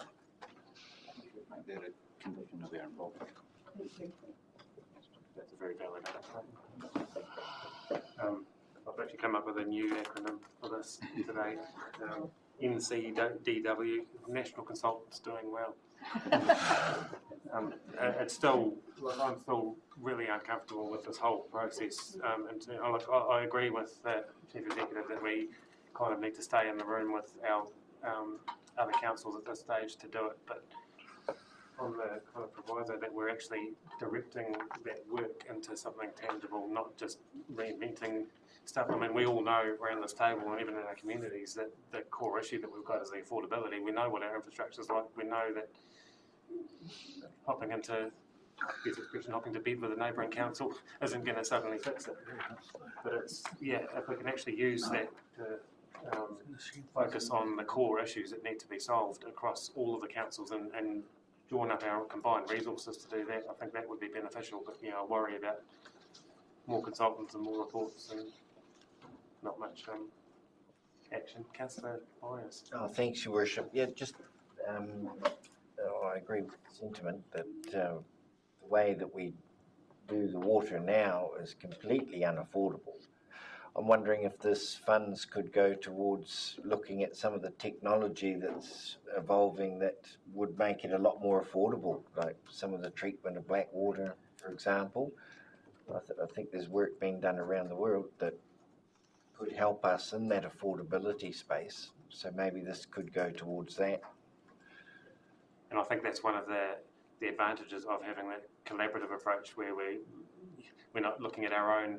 When you look at the actual wastewater treatment plants, you can actually share the knowledge up and down the country with potential things that people have found, and also looking, like I say, over the world, better ways and more affordable, cheaper ways of doing things. So, are there any further questions for Fran or Cameron? It's not so much a question, more just a random thought.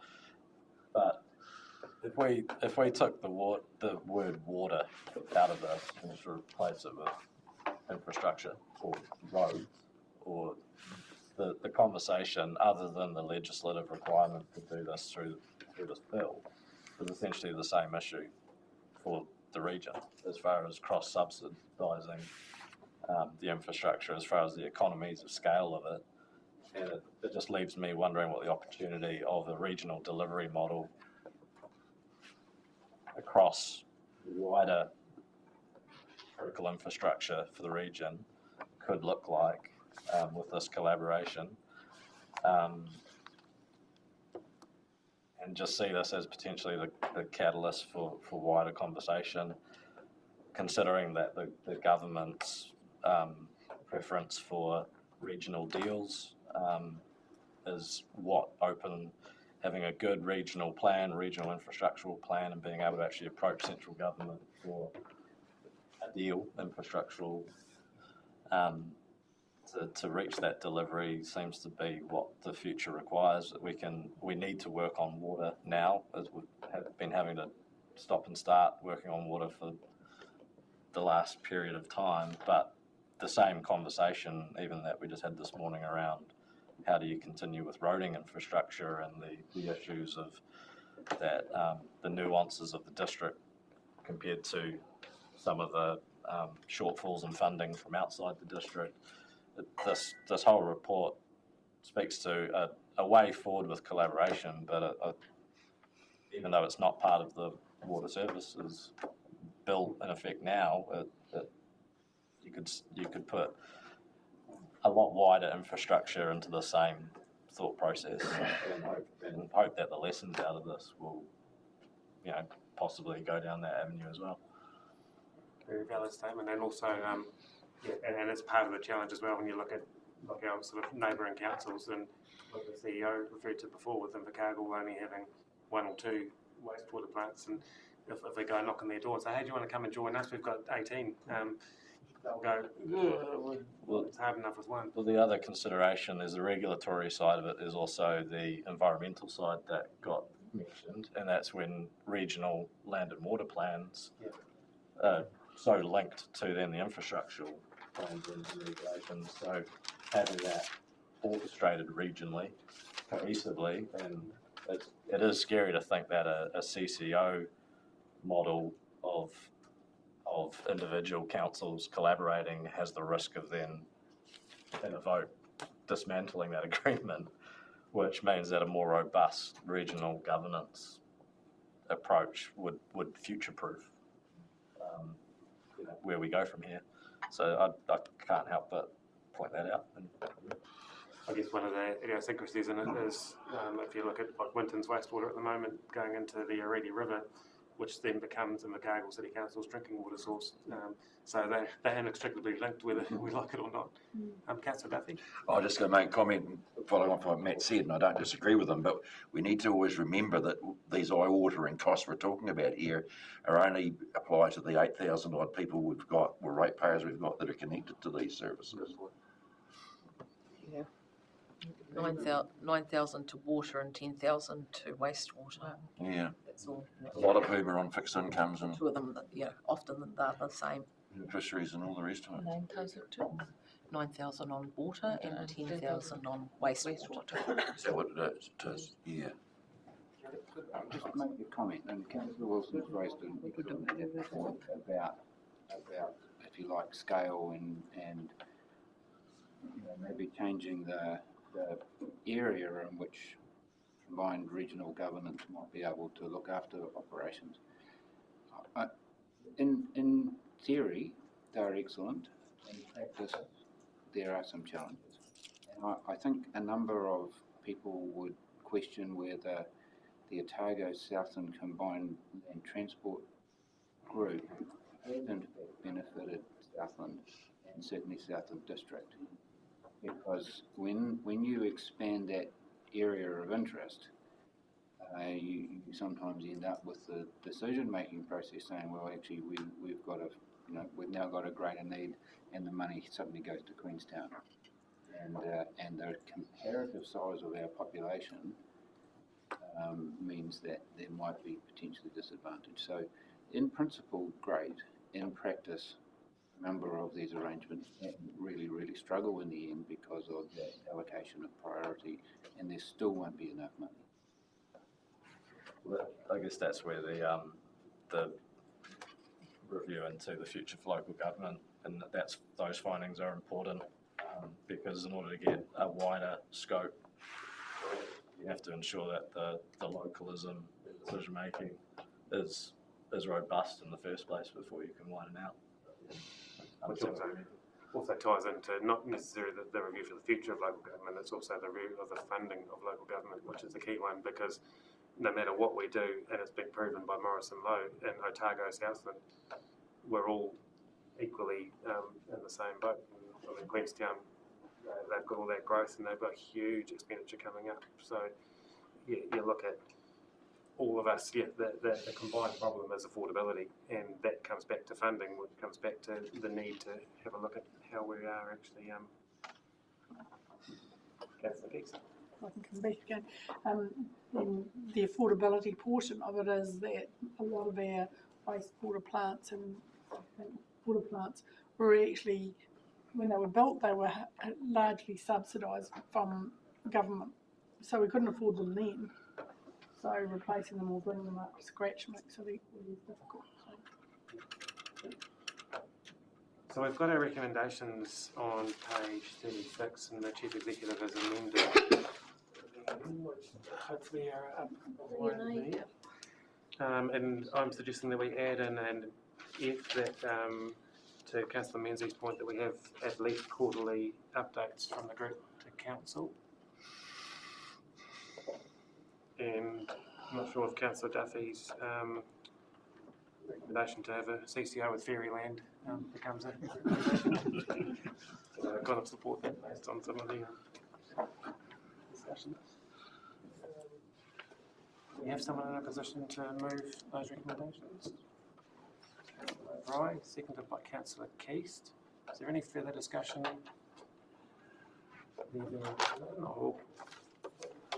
All those in favour, please say aye. Aye. Anyone against? That's carried, and thank you, Brandon, for your work and very good discussion.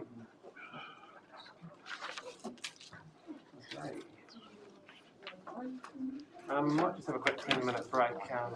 Sorry, Hartley, you just stood up. And we'll come back at...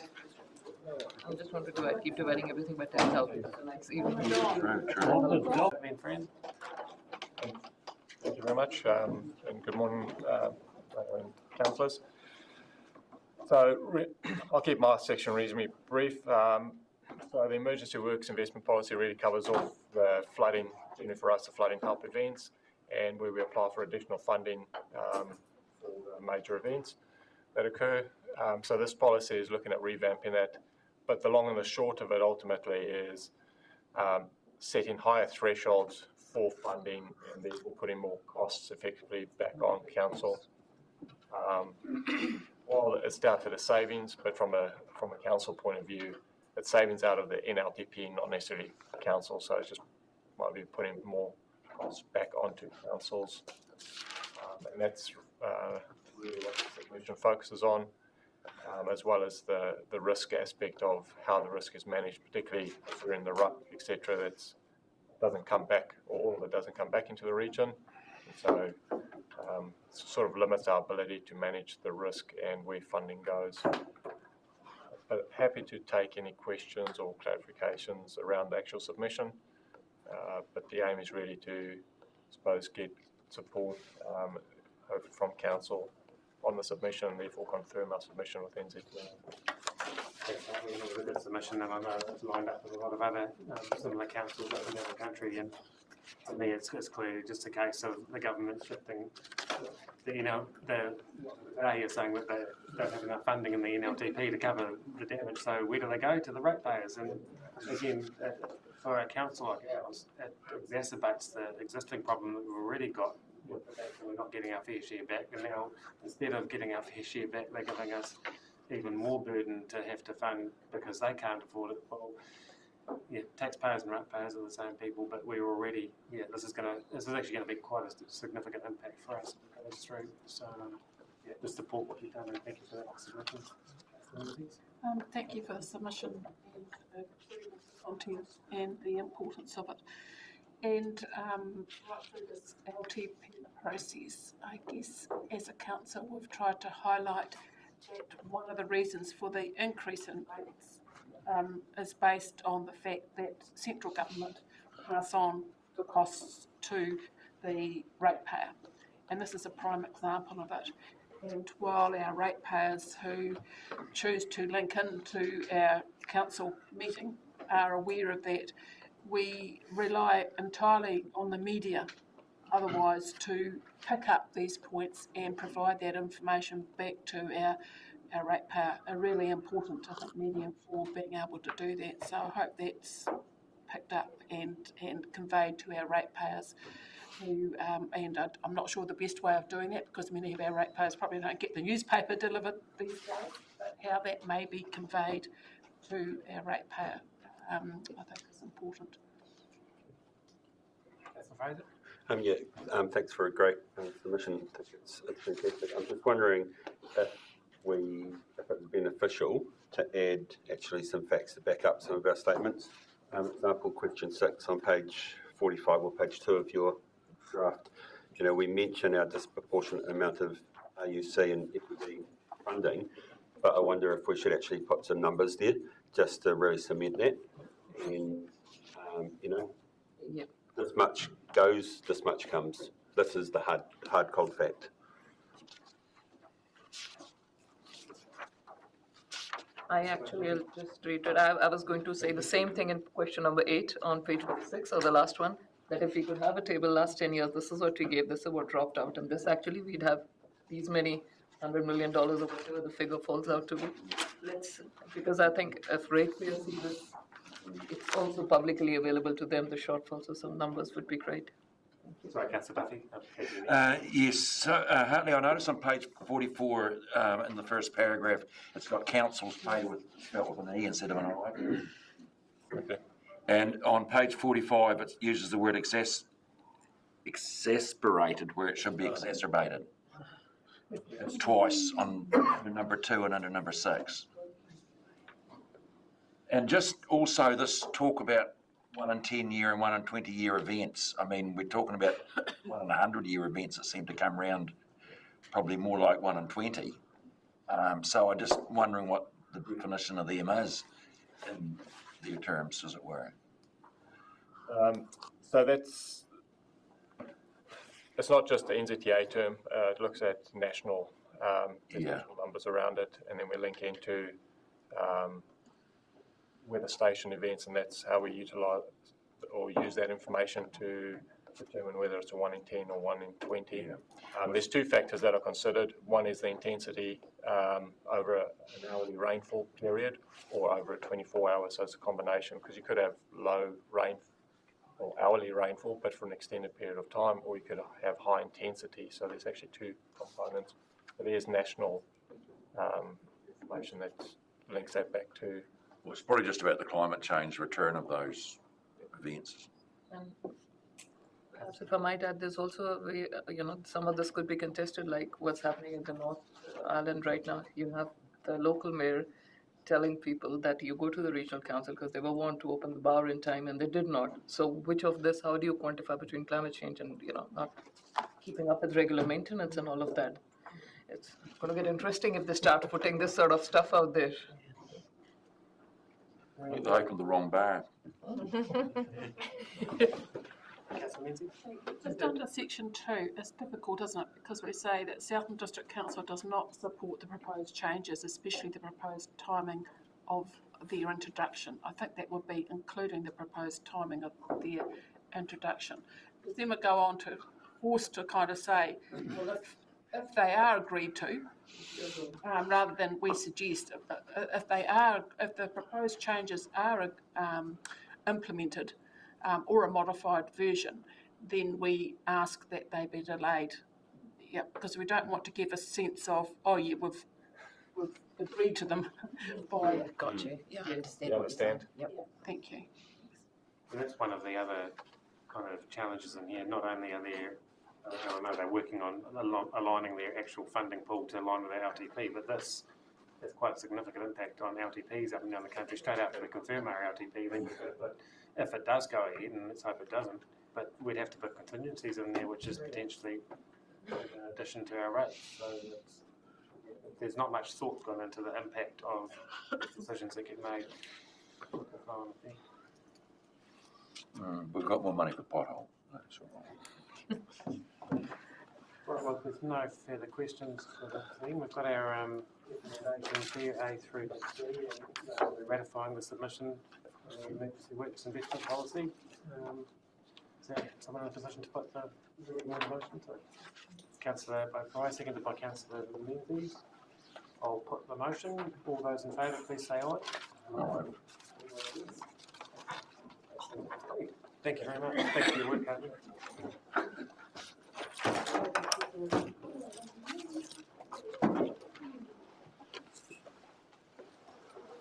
We have item 7.4, the financial report. It's on page 47 of our agenda. Welcome Jamie and Anne to the table. Yeah. Good afternoon, Your Worship, members of Council. I'm here to present the financial report for the period ended 31 May. As before, the substantive changes from the previous financial report are shown in text with underline, and the forecasted budget changes as approved by Council on the 1st of May have been included in this report. Operating income for the 11-month period is on par with projection, with the operating expenditure for the period being 2.3% below projection.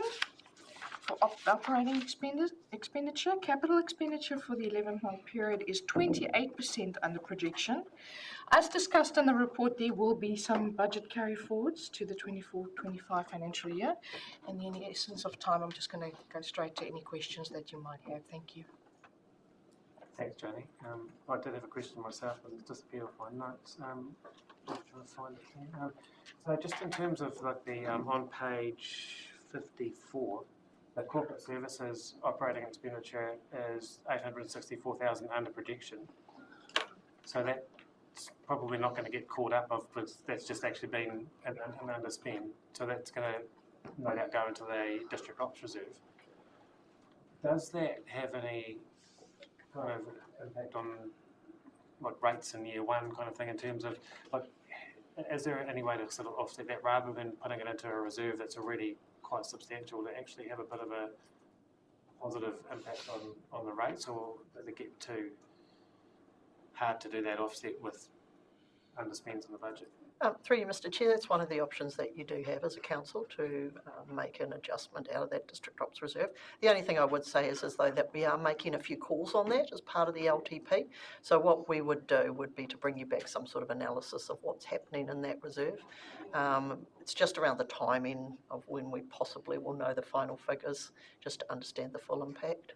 But yeah, that's it. So like in terms of that first report that we had with that Riversdale lighting and noting that they were going to underspends before going into doing loan funding and everything, which is quite a good approach to do to make sure that we're using up any money that we've got to do other things. So yeah, and I know that district ops reserve is a difficult one to know where that sort of line is that you need to keep it on. But yeah, and there will be, through you, Mr Chair, some other business units that will require some funds to go into it as well. So yeah, we do have to just be mindful that it probably isn't the full amount of that that's saved. Are there any other questions from Councillor Keast and Councillor Duffy? Thank you. On page 52, under environmental services, it talks about there that the code of compliance, the lower income is talking about the code of compliance as the hangover from them. So going forward, we're actually not. Is the money, because the money's received up front, is it then held in deferred revenue? Through you, Mr Chair. So we originally, way back in time, had a separate reserve for the regulatory area, the building area. It was merged into the district ops reserve. So effectively what we're doing is balancing up and down through that district ops reserve now because of that. So going forward, how is it accounted for? Through Mr. Chair, we're also allowing for that now. We're making some allowance, I do believe. We're making an accrual on an annual monthly basis. Yes. We're making an accrual on a monthly basis for it now going. So where does that, we won't see that at this level? No, it just sits in the balance sheet, yeah. So. Councillor Duffy? Oh, so on page 53 of the agenda, the top bullet point about the Parks and Reserves operating expenditure to do with the open spaces Matariki Wayfinder project. So that money would be reimbursed from the Better Off funding, would that be true? 178,000. Mr. Chair, yes. I think that would be, is that just a classification? Or is that additional one from forecasting? Not sure. Okay, we'll just check into that, but yes, that should be the case. And I see 56,000 under projection to lower maintenance costs at Tiana and Colic Bay. So is the work we budgeted to do there that we haven't carried out that's yet to be done, or is it? Through you, Mr. Chair, maintenance is an odd one because it's often a budget that we allow for, and we only, if we need it, it's there, but if we don't, yeah. So I can come back to you and just let you know if there was anything else that was planned in that area, but I tend to think it was more that we had a budget there and we just wasn't required. But we'll check into that. Yeah. Thank you. Thank you. Through you, well, there wouldn't be any reimbursement, would it, for the Matariki Wayfinder project? Because we have nearly double what we got for Better Off funding for it, isn't it, technically? Because we got about 330, some such figure, and well over 400,000 of ratepayer money has gone in. So is there anything left? Through you, Mr. Chair, I think we'll come back to you on that particular point because I can't, say with confidence on that one. So you just email that to. There'll be a little bit of carry forward, of course, because there's still some things still to continue on. There's still some landscaping and other things. We won't be opening the pole, but some things aren't quite complete. Councillor Wilson? Just looking at page 63, it just crashed on me. So page 16, I think, of the report. So under other financial assets, is listed Milford Sound tourism shares. Is that figure over the last 3 years? It's kind of hovered around that 400 to 420,000. Is that the value of the equity of our shareholding? And that's our shareholding. That's the value of our equity shareholding. So is there dividends, if any, reported? Where do they show in the? Yep. So dividends is we did receive 1 or 2 dividends. Actually, we've had a request in regards to that. Where would they show in? They go through our business unit called 10315, which is our investment business unit, which forms part of our corporates. So you'll see it in terms of the profit and loss in the end of the year because under income it'll come up as dividends received, but in terms of these reports it's just it's actually not in here because it's a corporate and we don't report on that corporate one. So how do we receive financial reporting from within that entity regarding our shareholding in terms of the finance? We receive a set of financial accounts on an annual basis in terms of that, and I don't know what else. I'm sure that their representative on that board will see other information in terms of their trading operations as they go through. So do we get reported that information to council? No, at this stage, apart from the fact that it's incorporated into our annual end-of-year accounts and it's disclosed as part of that. Should we get that potentially F&A as? Through you, Mr. Chair, that's not a problem if you wish us to. You just need to advise us whether you want to receive that, I'd say probably on an annual basis, just when we get the final set of accounts. So you mentioned our representative on the board. We appoint 2 directors to the board of MSCL. So is that's where that financial information is being reported within just the board currently? Potentially, yes. I don't really have that much information in regards to it, but I would have said yes, that forms part of the agenda that they go and as part of their duties receive. And we have to remember that our holding in there is 2%. It's a very minor holding, and it's basically there just for us to assist with perhaps some guidance in regards to some of the operations that we're good at around our water and our waste. It's not an investment in it in order to return us income, and we've been fortunate that the returns on that particular entity have been increasing. I think the concern I hold is that without ongoing transparent views of what financials within our shareholding of that company are, it's been indicated to me that the revenue share of our shareholding with visitor numbers just on passenger levies and car parks alone in the last season would be around $250,000.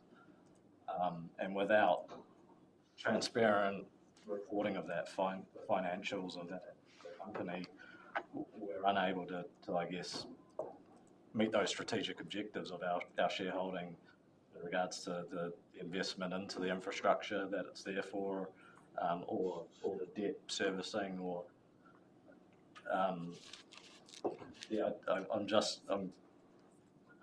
You, Mr. Chair, we contribute nothing to that entity. So our investment and liability policy sets out the reasons why you hold that investment, which I can't tell you off the top of my head, but it is very much around the fact of trying to assist them in Milford with some of the services that we understand. But we contribute nothing to it, but we do receive some income back in terms of a dividend or directors' fees that are then used to offset our business. But that's the extent to which it is. So we're not actually operating that as a return, say, and that's what your investment policy states. If you wish to look at it in another way, so be it, but that might be for another discussion for another day in terms of that policy. Personally, I think I'd like to have that discussion at some point. I guess if our strategic shareholding isn't intended for a return on investment, and I think our financial strategy for the LTP says that, but if we're there for strategic objectives, then our representation, because we still take risks as shareholders of that company, so we need to ensure that our representation, and what's concerning is at the moment we're short a director, and a director that is appointed.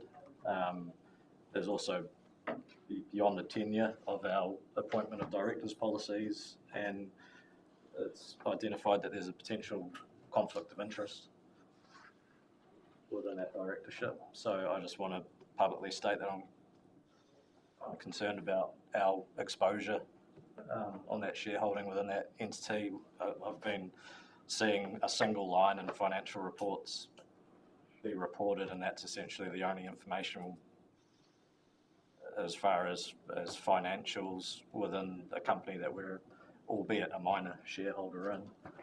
And yeah, I think I'd request some more information regarding this.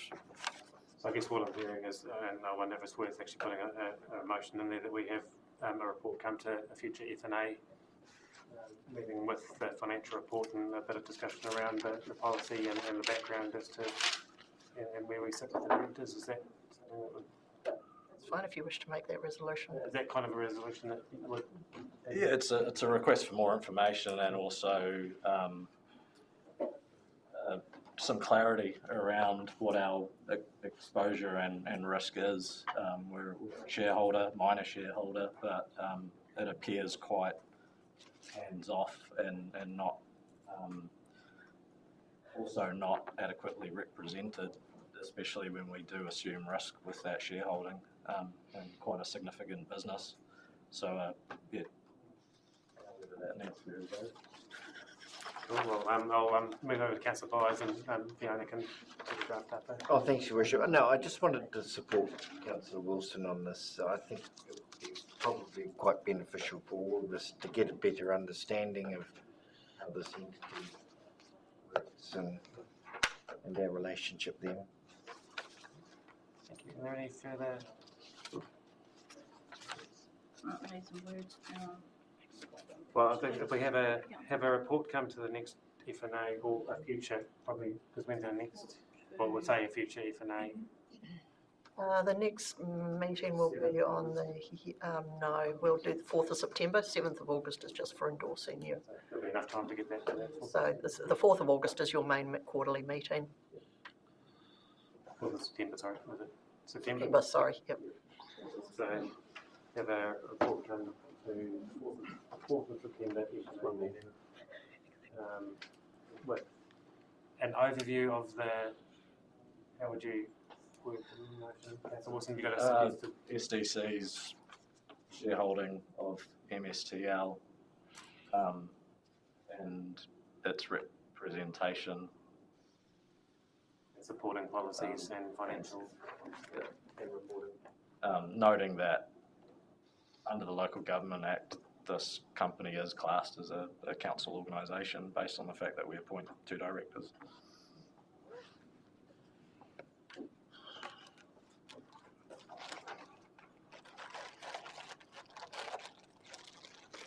You with us for a second?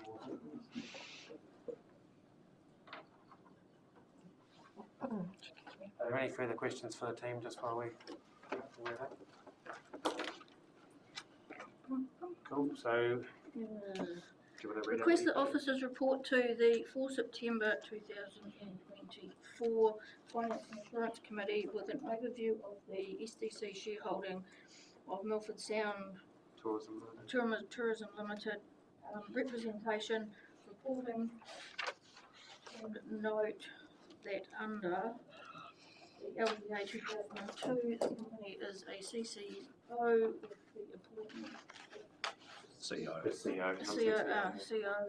with the appointment of 2 SDC directors. You comfortable with that, Councillor? Thanks. Are you happy to move both A and the new B? Yep. Do we have a second there? Councillor Byers? Further discussion on all those in favour, please say aye. Anyone against? That's carried. Thank you, thanks Dan, thanks Janie.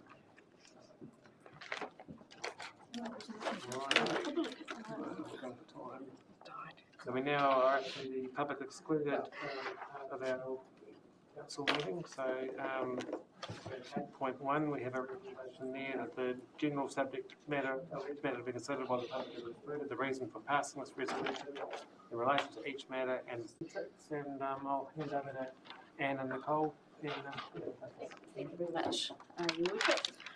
We've had a series of these workshops about the roading rate, and we're here along to do another piece of the puzzle that we haven't talked about prior. So we've had some workshops in the LTP to talk about the model, and talk about the roading budget and the changes that we're making on. We're consulting on that at the moment. At our last June meeting, we had Anthony along to talk a little bit about how the model works and answer some questions about some of the adjustments that get made through the other use factors and the minimum tonnage to help build your knowledge as we go through into hearing submissions. And today we've got Nick Brunston, who's a principal economist at Infometrics, and what we're wanting to do with him today is to really fill in the whole of the tonnage data and how do they go about collecting that information and calculating the tonnage that we use in the model. And we also wanted to go through, as you know, there was an error in the space spreadsheets which calculated the forestry tonnage primarily, and so we've made some adjustments to that and we've put out updated information online. So he's going to talk a little bit about that, and I'll just give you an overview of what that looks like in terms of how does that adjust the rates that people will, the forestry sector in particular, are proposed to pay through the LTP. So yeah, I'll hand over to Nick really, and Anthony's here because he knows way more than I do, so a lot more. So thanks, Nicole. I wouldn't say that. I was going to say the same about why Anthony's here too, actually. Wonderful. Thanks very much. Thanks for your time here this morning, this afternoon rather. What I want to go through today, not a large amount of content, really wanting to sort of provide an overview of how the model works and provide plenty of time to sort of pick up with questions along the way, and sort of particularly have a bit more discussion if there's any questions coming through about what is or isn't in the models. So what I want to do is start by introducing, I guess, why we estimate the roading rate tonnages, where it fits in terms of the process, in terms of what Informatics provides, what Anthony does, and then when it comes back through to council staff, and then touch on each of the sectors that we calculate roading tonnages for, explain the different components that are within each of these sectors, and provide a bit of an idea of the different data sources that we use to estimate tonnage in each of those sectors. So first things first, I think you're reasonably familiar, probably more familiar than previous councils with the roading rate model, as you've had a few workshops recently. We use the tonnages ultimately used to apportion out rates and ultimately attempting to reflect the different uses of the road related to different land uses.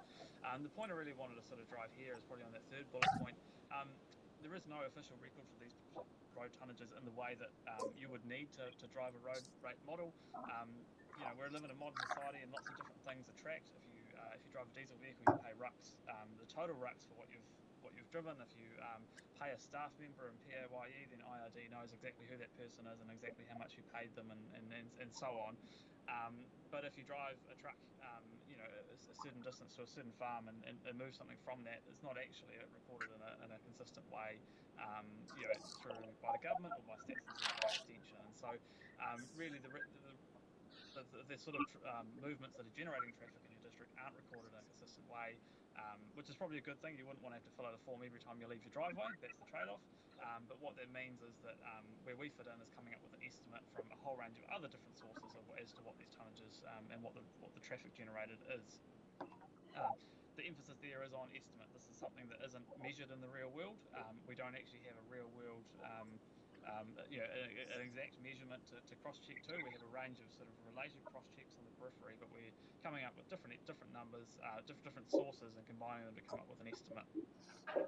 And this feeds into Anthony's work, taking our estimates of tonnages to account for the length of the trip, to account for things that are or aren't counted. As Nicole said at the start, we've been doing these roading rate estimates for Southland District since 2014. Unfortunately, we made a couple of errors in the more recent output in 2023, and unfortunately, that's had more of a significant effect on the forestry rate model, which is really regretful from our point of view, and we do sincerely apologise for that. We have identified how those errors crept through, and so that's kind of added an additional filter into our checking processes. So we're certainly confident that we wouldn't repeat those same errors going forward. So moving on through the sectors, first up is the dairy sector. So for the dairy sector, we estimate four components of the road tonnage generated by dairy rating units: milk, moving day stock movements, winter feeding, and feeding grain usage. So milk is really what does the heavy lifting, and that's sort of somewhat intuitive. A dairy farm is going to generate all sorts of traffic, but the reality is it's the milk truck coming every day of the week that's going to be doing the bulk of the traffic generated by that land use. We use statistics from Dairy NZ on the number of herds in the region, or in the district rather, the average litres produced per herd, and then we do a small adjustment to convert litres of milk produced into tonnes. So that accounts for 96% of all the dairy tonnage, and sort of ultimately drives the output. We also do an allowance for moving day or gypsy day. We essentially we have data on the number of 50/50 share milkers. We essentially assume that they all move their herds every year, and apply an assumption of an average weight per cow in those herds. For winter feeding, again, don't have an exact measure on how many cows are moved for winter feeding. We assume that 10% of cows are moved off farm for winter feeding, and then moved twice, moved out, and then moved back. And so we again assume the number 10% of all the cows in the district are moved, and they are of an average weight. For feed and grain, we use stats from Stats NZ on the volume of wheat and barley produced across the region, and then dairy's share of the pastoral land in the region. So essentially assuming that the wheat and barley is produced entirely for feed, and that dairy takes a fair share of that base and its share of the land. Under this one, we're not adding in an allowance for palm kernel and other sort of supplementary feeds, which I guess have become more common and more widely used over time. Just not able to find some hard data on those volumes to know how much is used within Southland region, let alone within Southland District. However, we might expect a little bit of substitution between palm kernel and other locally produced options like wheat and barley as well. So potentially those two cancel out. And in any case, milk is the vast majority of the tonnages generated in the dairy sector. Wonder if it's worth popping up for any questions at this point. Thanks, Nick. I've just got one from myself quickly. Does that take into account the shifts in the conditions of the farming? Like we had in our public participation this morning, we had a member inform us of the fertiliser going down from 1.2 million tonnes to 800,000 tonnes, so there's less movement of that fertiliser on the road. So I guess what I'm asking is, year to year, with those changes in the conditions, does that get reflected in this model with that data? Good question. I think we model fertiliser as being originated either from the mine, so in the case of sort of lime, up near Winton, or being originating from an industrial commercial rating unit, as in the case of like a Riversdale depot. So that's where it pops up in the model, and it's sort of attributed back to those land uses rather than the dairy land use where it might be applied. The fertiliser might be applied. In those cases, we do have statistics, I believe, from Stats NZ on fertiliser use. So in theory, those trends of reduced application, more efficient application should be coming through. Just through you, sorry. One other thing is to remember is that the data in here is historical, okay, and it's a rolling average for the past 3 years. So there is always catch up in a time lag between the data that we're getting from Infometrics and the most recent trends that people might be seeing themselves over the last couple of years. So it might take a while shift to pick that up. So this period was through to 2022 that we're using. Through you, Mr. Chair. I think Anthony also had his hand up there for a second. Well, I was just going to add the fertiliser use has been attributed, as Nick mentioned, to the industrial sector. And while it's monitored, because the industrial sector has been set at a minimum, which exceeds the fertiliser use, the actual changes from year to year in fertiliser use don't affect the numbers in the model at this stage. Thank you. Councillor Duff? Just that assumption about the 50-50 share milkers moving every year, that's actually incorrect by quite a bit, I would think, even though it might not have a huge effect on the outcome when 96% of it's milk. But I'm not quite sure what information that's based on, but most share milking contracts are for at least 3 years, and some of them stay on the same farm for 20. In converse to that, it's possible that more than 10% of cows get moved to grazing each year, but I think that's not a correct statement about the 50-50 share milkers. Just also on the feed and grain, so I haven't heard any mention of baleage or silage movements. So are you including that in among that, or is that attributed some other way as well? Anthony to answer that, Anthony. So I think that was Paul. So if we look at those 4 bullet points in front of us right now, it's only the milk that we're actually using in the model at present. The other 3 numbers are for information only at this stage. The adjustment for those factors, for feed and movement of cattle, has been done through the adjustment factor, and that's been primarily based off what Terns. So there was a report done by Terns several years ago looking at averages for farm type or for property types in different districts, and that's informing what that number is at present. So given that it might change year to year, that's not been taken into account. If it was wrong at the time, then it could be wrong now, but in the bigger picture, it's a matter of is that material? And, I don't think so, but I'm willing to check. Thank you. Just another question for me, that's more so for a future model, but with the technology increases with e-roads and a lot of those transport firms actually using that now, do you see the ability to get more accurate information from that kind of data going forward? Obviously relying on the transport companies being willing to hand over that data, but do you see that being helpful going forward with the technology?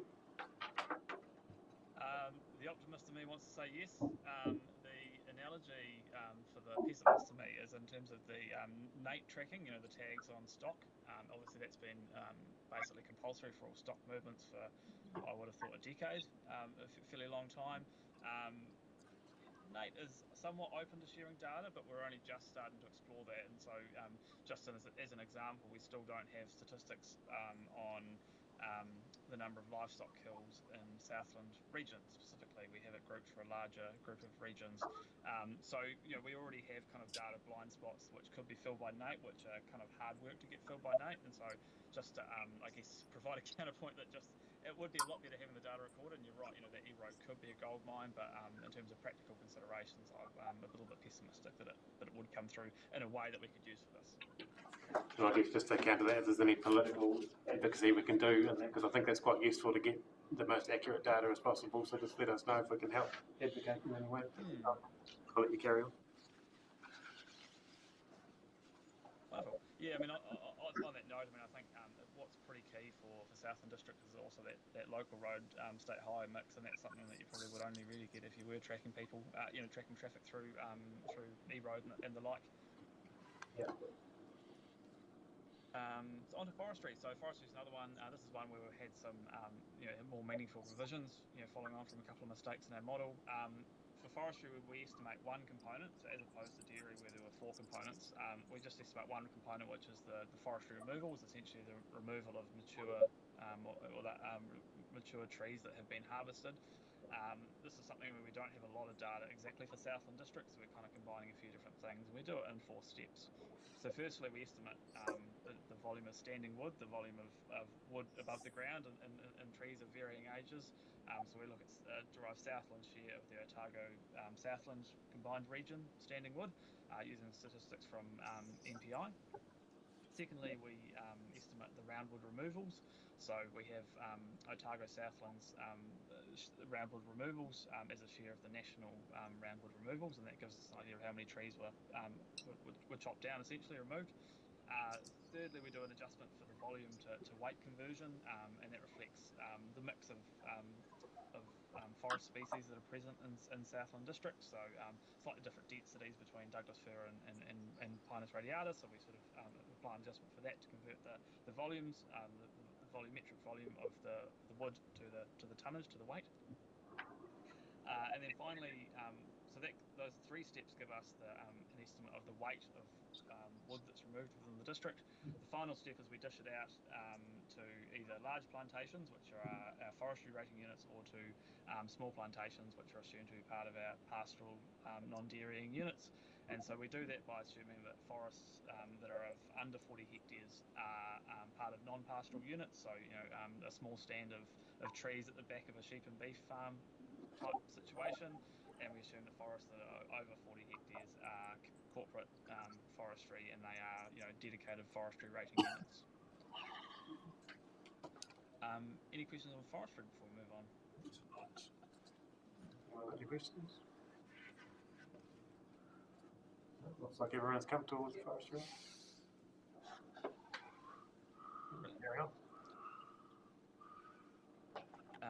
On to the next one, the next one in the third of our 3 large ones, the pastoral non-dairy sector. So for this sector, we estimate it a bit like dairy. We estimate it in 4 components. We look at the volume of stock that are slaughtered, that are assumed to be taken off, trucked off to the works, the feed and grain that's trucked onto the farms, wool volumes, and that's a small forest volumes as well. So firstly, for slaughter, we estimate this separately for different types of stock. So for lamb, for sheep, beef calves, beef cattle, pigs and deer, each of those is estimated separately. Firstly, we estimate the Southland region's share of New Zealand stock, so what percentage of New Zealand's lamb in the Southland region. Then we have an estimate of the weight of the carcass weight of all stock that are slaughtered nationally within each of those categories of stock. And then finally we have Southland District's share of Southland region's non-dairy farmland. So if hypothetically, if Southland District has 80% of Southland region's non-dairy farmland, we assume that 80% of Southland region's lamb slaughters have come from Southland District. And then finally, we do a little bit of a conversion from carcass weight to live weight, because the slaughter statistics measure the carcass weight at the meatworks, it's the live weight, which is what goes on the roads and generates traffic, or is part of that load on the roads. For the feed and grain, same as as we use in the dairy calculation, we have statistics from Stats NZ on the wheat and barley produced within the region, and then we apply that out based on the non-dairy pastoral land share of the region's pastoral land. For wool, we have data on that same share of Southland District share of the region's non-dairy pastoral farmland. And then we know Southland region share of New Zealand sheep stock, and we know the volume of wool that's exported from New Zealand. So we sort of assume an equal share of each of those through to estimate the volume of wool that ultimately leaves Southland District pastoral farms to then go and be exported. For small forest, we, as per the previous slide on the forestry calculation, we assume that all of the under 40 hectare blocks of forestry are actually part of pastoral non-dairy rating units. Any questions on the pastoral?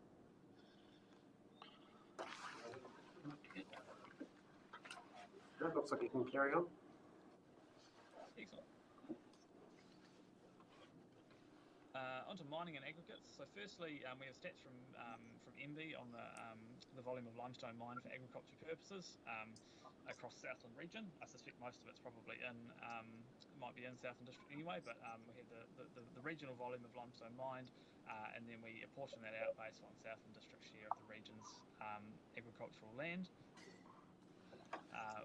Secondly, we estimate the volume of minerals other than lime that are produced in the region, and so that would be other sort of miscellaneous minerals based on the production at the regional level and Southland District share of the region's GDP. We don't know exactly where these minerals are produced or exactly where they're apportioned out, but because mineral production contributes to GDP and as a broad proxy for economic activity, we use the share of GDP to help apportion it out around the region and figure out Southland District share.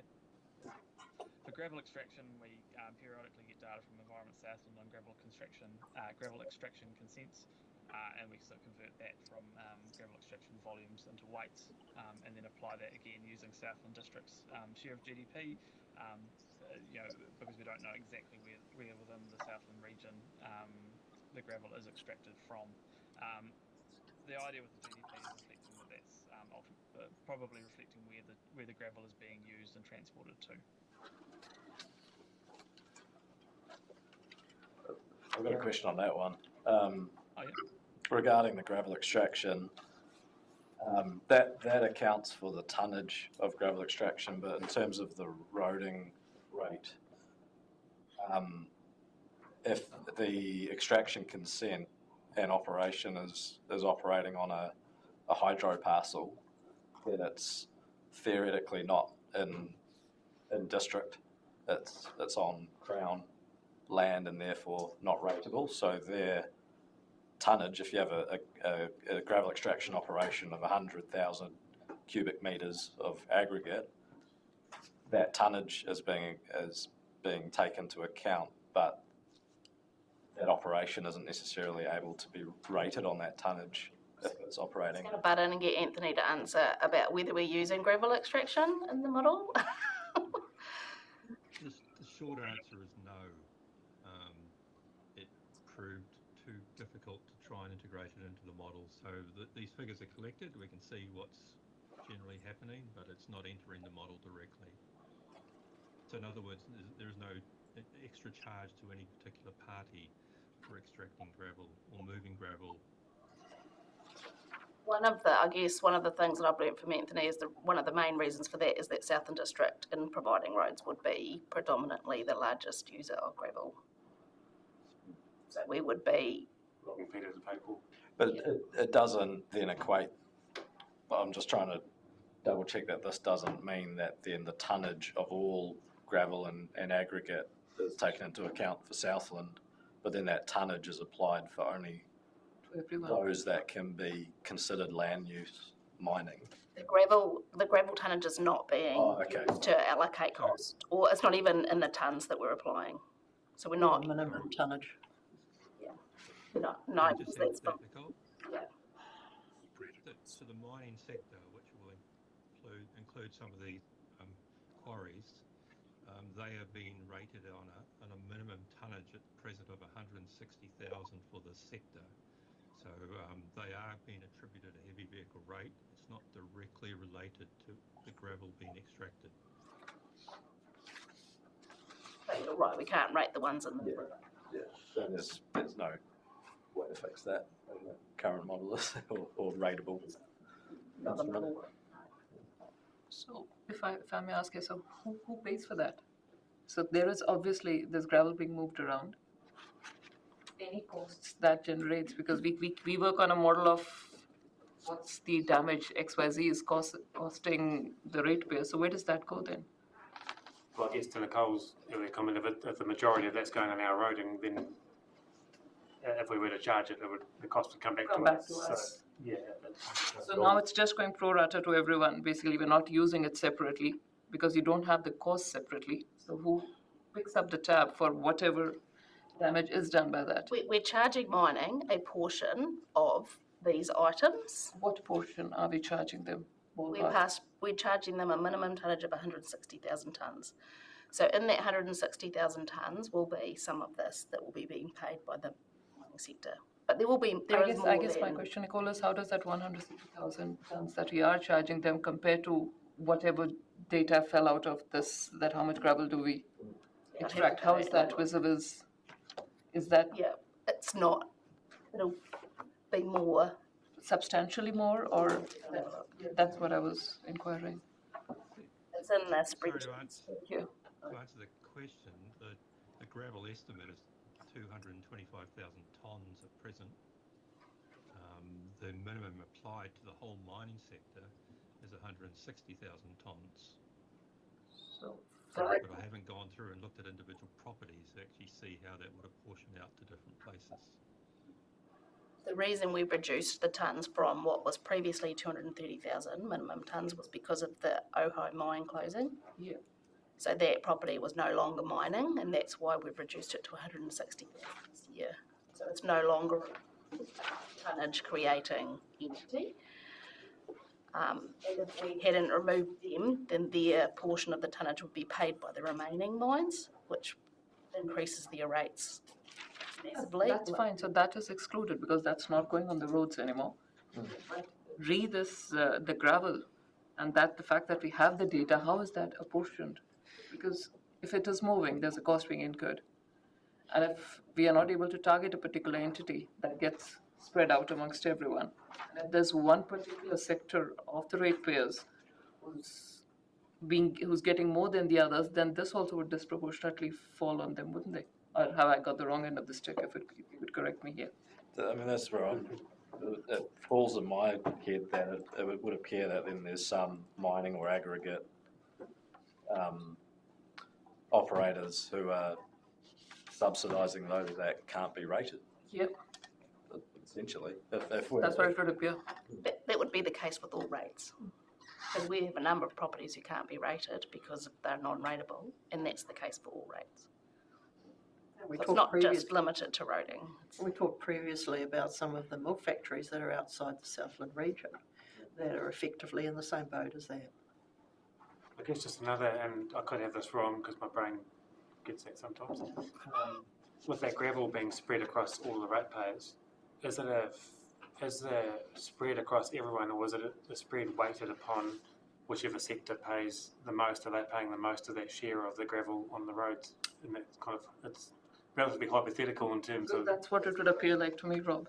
It's not included in the calculation, is it? Anthony, go ahead. Yep. I was just going to say, I mean, the gravel, I believe most of the gravel is for roading purposes.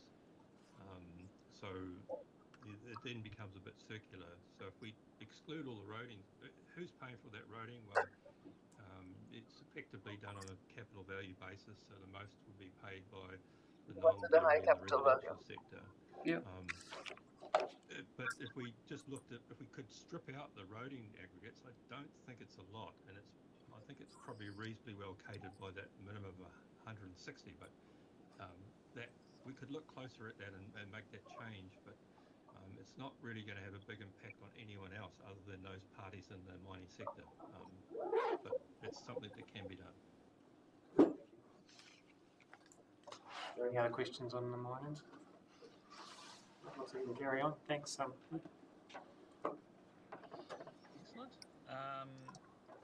In the industrial rural sector, this sort of mirrors what we've talked about earlier. So we have data on the fertiliser applied in Southland District from the Stats NZ's agricultural census. We removed the allowance for lime and dolomite, which we account for separately in terms of what's being mined within the region, and that gives us effectively the sort of manufactured fertiliser that's being applied within Southland District, and this is apportioned back to industrial rating units, so the likes of fertiliser depots being the idea there. Any questions on industrial rural? Looks pretty straightforward, I think, based on the discussion earlier. I think you can carry on. Sorry, so that was the only aspect of industrial rural is the fertiliser. Sorry, what was that question? Is that the only aspect of industrial rural, the fertiliser? I believe so. Is that, did you hear that question? My perspective. And again, because it was a difficult sector to try and isolate and attribute, it's been handled through a minimum tonnage. So that minimum tonnage has been applied, and the fertiliser use is well below that minimum. But that's sort of a catch-all for all the other types of activity that are going on in the industrial sector, generating some heavy truck vehicle movements. Okay, thank you. Excellent. So finally, on the commercial sector, we've made an allowance for tourism for guest arrivals, basically assuming using statistics from MB on the number of guest arrivals at commercial accommodation like motels, assuming 1.6 guests per party that's staying at these commercial accommodation, and assuming 1.5 tonnes per party, which is assuming the weight of the vehicle, not the weight of the people. I understand there's some further assumptions applied on this, Anthony? Again, as with industrial and as with mining, we've just used a catch-all 230,000 tonnes for this sector. How does it compare with the sort of things we can measure? So Nick's numbers say in the retail sector there's possibly around 190,000 tonnes being shifted. In the visitor sector there's 130,000 tonnes if you count the vehicles. If you take the vehicles out, it's probably only about 10 or 20,000 tonnes. So combined, that's under the 260. So it looks reasonable. The 260 is a sort of a catch-all minimum. But as with those other two sectors, it's not a perfect measure there.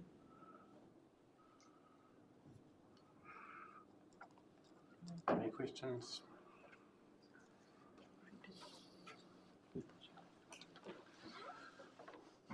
A lot of variance in what I was looking at retail sales. How confident are we with the data that we are using there? And how old is the data, please?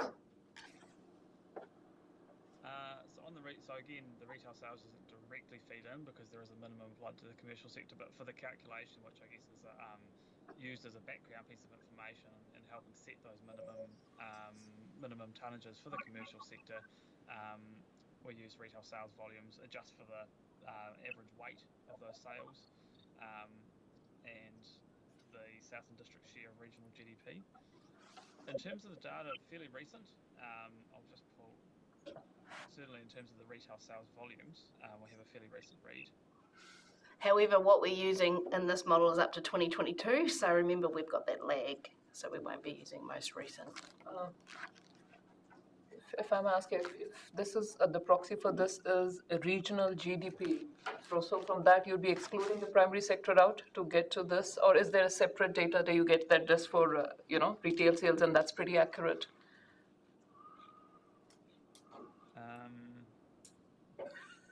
Your regional GDP, is that split separately, sector-wise, and from that you are picking up the data?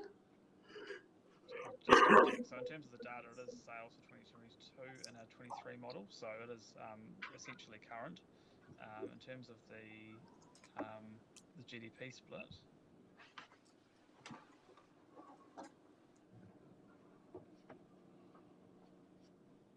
I believe we use total GDP at the regional level. So that is doubling, isn't it? Because if you've already sort of, in a way, you have built the primary sector separately, and then there is again a GDP factor here, or that's a way. Is it a GDP of the retail sales? Sorry? Is it Southland's share of national You retail said sales? regional GDP. You didn't say retail sales. So we use retail sales at the national level. Right. Sorry. I mean, my basic point here is I just want reassurance that there's no doubling up here. That's pretty much all I'm asking. At the end of the process, there's no doubling up because there's a minimum rate being applied for the commercial sector, so it's not explicitly flowing through to a doubling up. Okay. The retail sales volume is for Southland, sorry, just to correct on that. In terms of the retail movements, we are using total regional GDP to apportion it out as a slightly more stable measure. So you're correct in a sense that agriculture contributes to some of that GDP, but it's ultimately a shares-based measure, so it's not explicitly targeting agriculture in terms of this rate. But I do think that I do have this perception that there would be some capture in between, that there would be some amount of doubling up, and plus then you add to the fact that this is a region that is, for a small amount of population, has a higher share of the GDP.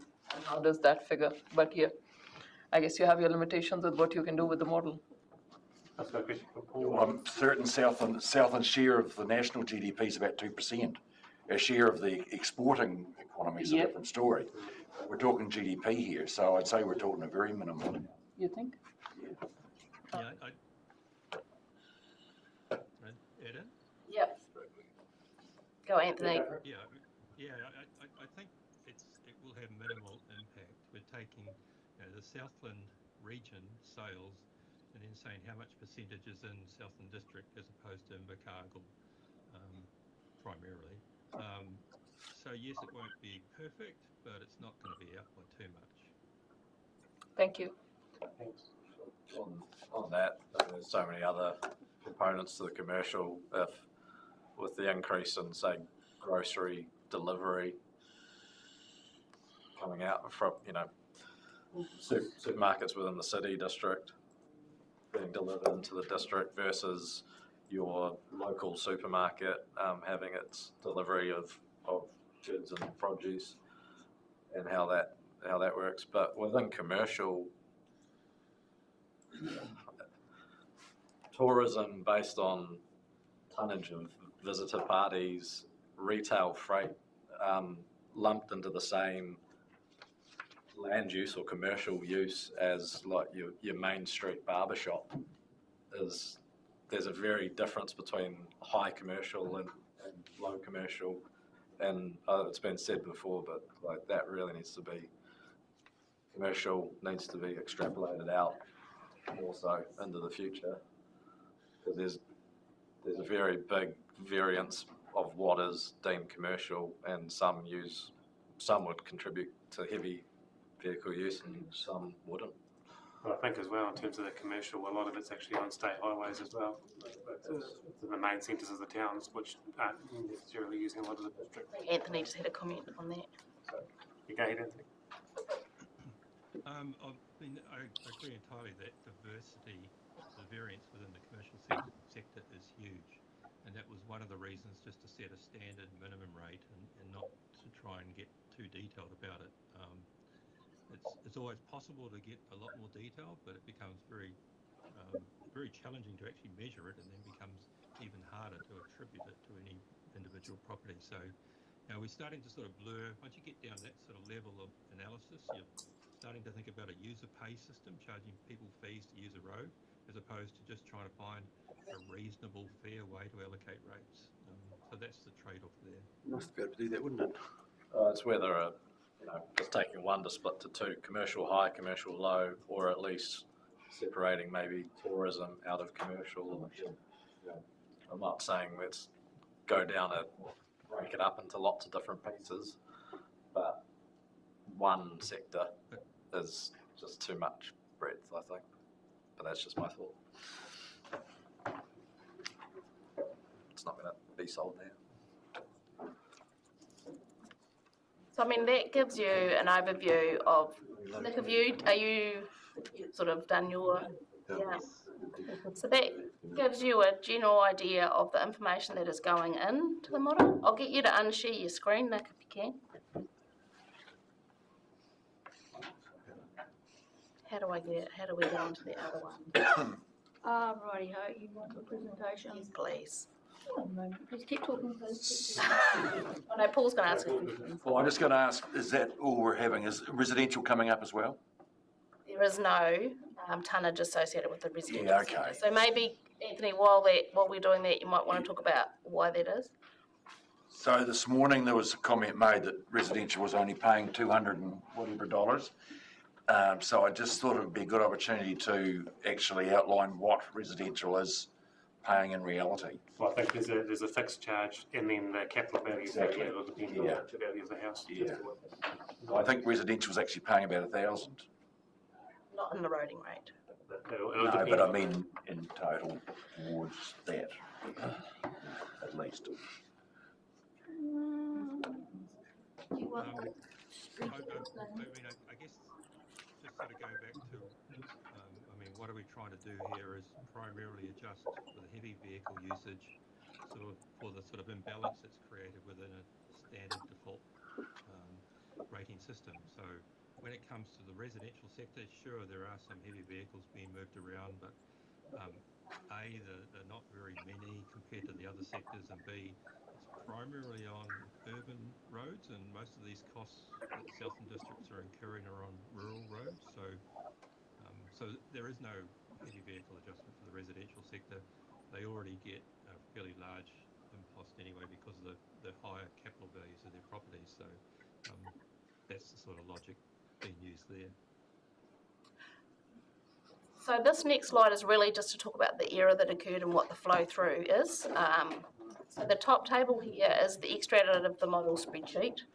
And so this is talking about what the tonnages are that we've currently got out there in the rating model. We talked previously about the other use factor, and so Anthony talked a little bit about those things today. We're making adjustments where we can't get tonnage information, so we're applying a multiplier to the base tonnage to give us the new tonnage. So basically what has occurred is there was a particular overstatement of the forestry tonnage. So you can see we've gone from 892, 591 in what we're consulting on to the 563 thousand here. And that was, the reason for that is that the cell base spreadsheet that information was using was looking up some historical stuff instead of the correct year. Okay. So basically that means our tonnages that we've got have dropped back that we should be applying. There's no change to the other use factor. The total tonnage gets changed because of the multiplier. And so our heavy allocation, so the roading rate is allocated in three ways. So the heavy allocation, we were allocating 6.5 million, about 21 million of roading rate via the heavy allocation, and that's dropped now to 6.2 million. There's no change to the UTR allocation, because that's not part of the factor. But anything that doesn't get allocated through the heavy or the UTR allocation gets allocated through the general capital value. So that's gone up as a result of the reduction in the heavy allocation. So what does that mean in terms of a median property? So for that forestry property, so the median value of a forestry property is 700,000, so that's the middle value. And they were up here paying 5,948. Under the model that we have at the moment for consultation, but with the adjusted tonnage, that drops to 5,179. So for that property, they'll actually pay $770 less than what we've currently got out there. So the flow through, because the flow through gets spread across all the capital values across all the sectors, that difference gets spread.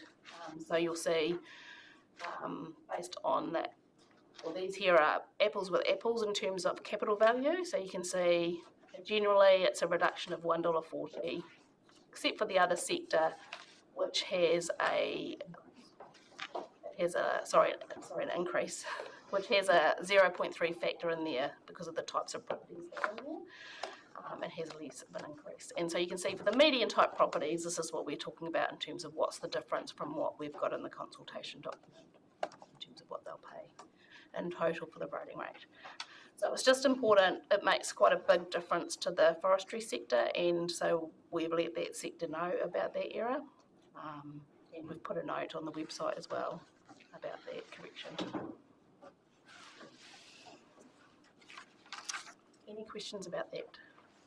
So the other thing just to keep in mind as well is that this model is allocating about 30% through that heavy vehicle allocation. It's an exacerbator pays model. It's saying that the heavy traffic use does cause some more damage, so we're going to charge that heavy traffic a bit more of the rating rate, and it's 6.5 million, which is about 30% of the total rating rate. The rest is spread through the fixed charge and the general CV. I have also, in working through this process, found some information from a while ago about the UTR level. So I know that Councillor Papari has been talking about whether this is set too low.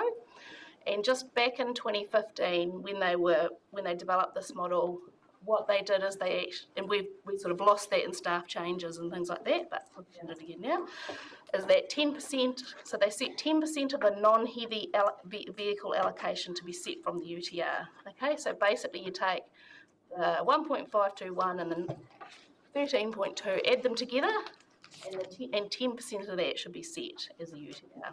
Okay, we are 10.3% when we've moved it up to the $90 this year, so we're within that, and that's something for council to discuss about whether they still want to retain it at that level or whether they want to increase the portion from a fixed charge. That one again, because as I understand, out of the total rates, general rates 30% can come via UAGC or UT. Yeah, so UTR now a separate. So yeah, for the split it's just the language. So we have a uniform annual general charge that everybody pays, okay? And then we also have a range of different other fixed charges that only some of them get included in the 30% calculation, because some of them are set. Like if you're in a hall rating area, and everybody in that hall rating area is paying the same, it gets included. If you're in a community board area, and some of you are getting a half charge, some of you are getting a quarter charge, and some of you are getting, that's not included, even though they're still a fixed charge, they don't get included. So the UTR, the total amount of charges based on the legislative interpretation, is we've got 21% that we're collecting based on a fixed charge, based on the uniform annual charge, or whatever term you want to include it.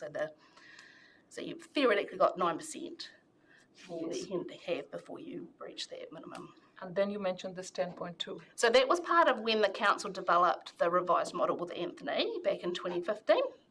So if you go back to the long-term plan there and you read, what they've said is that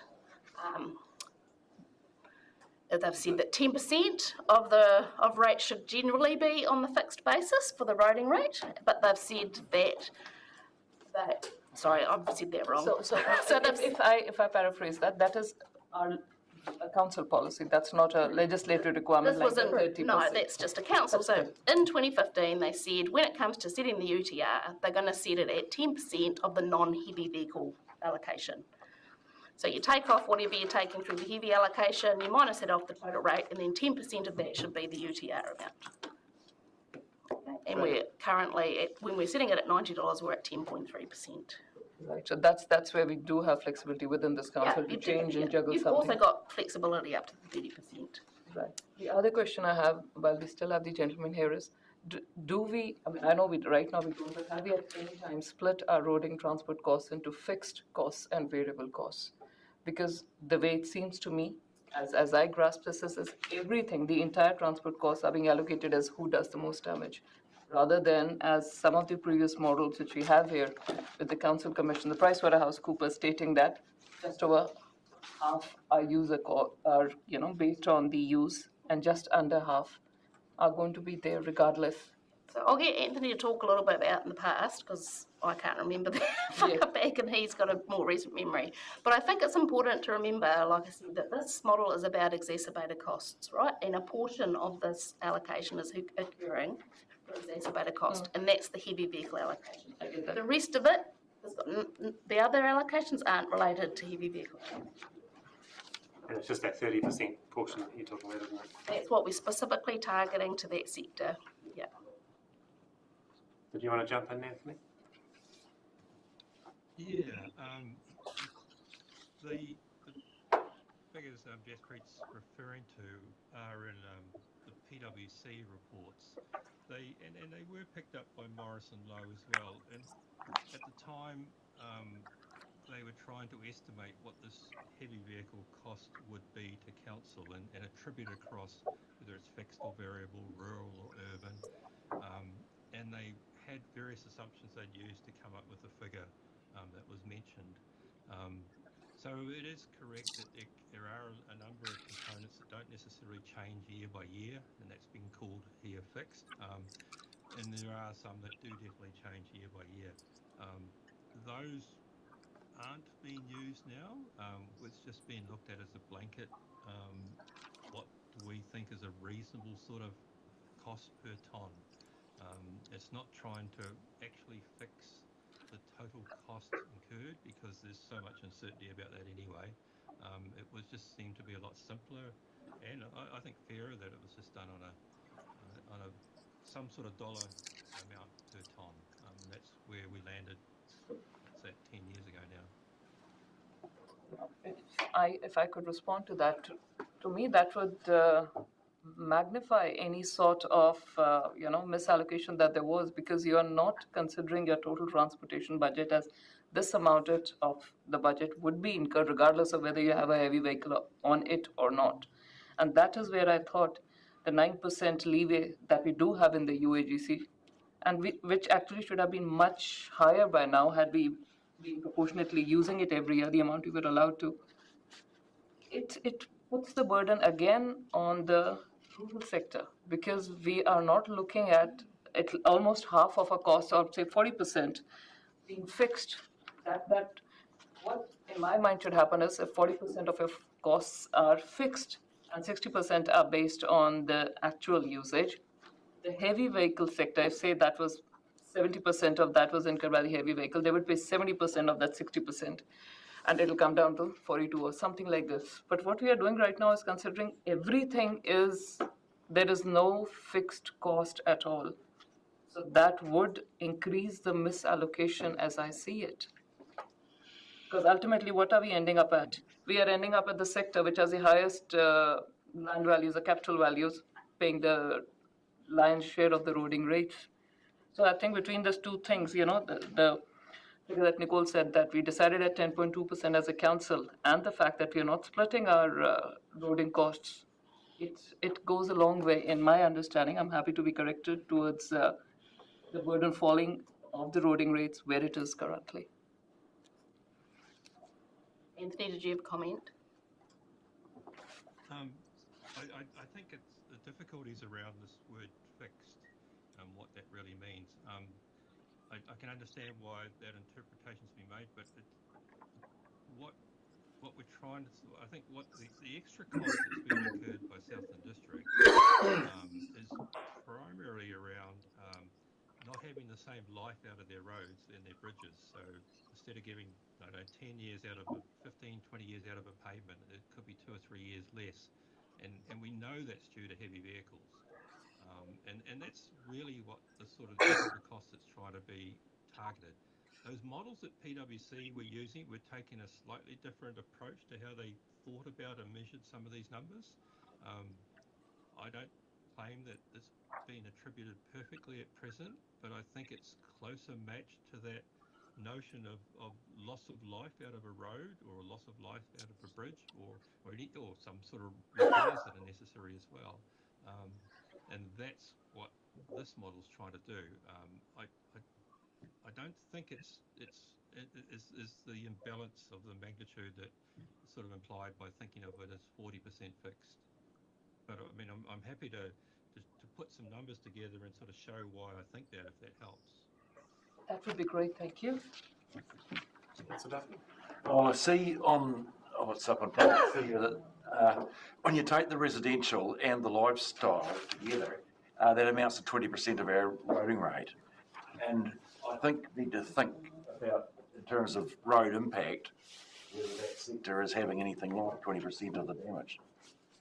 Given that 10,000 cars do the same impact as a one loaded truck and trailer, I think it's pretty close to right. And we do have to perhaps remember too that those two sectors get GST put on top of that.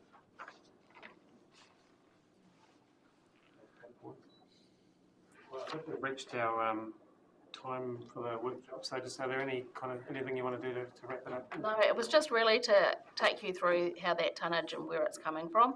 It's also useful to people who are submitting or interested, like while the methodology is out there in a document, it's a lot easier when someone's talking about it than to have to read through screens of information. So, and it was just also to catch up on this forestry, and because that does impact the forestry sector. So thank you for your time. Thank you very much, Nick. Thanks, Nick, for coming along. Much appreciated. Could I say something else? Yeah, sure. The reason that we ever went down this track in the first place was because there was huge damage being done to the roads by forestry, and forests were paying a hugely minimal amount because they had very low capital value, like $700 or something.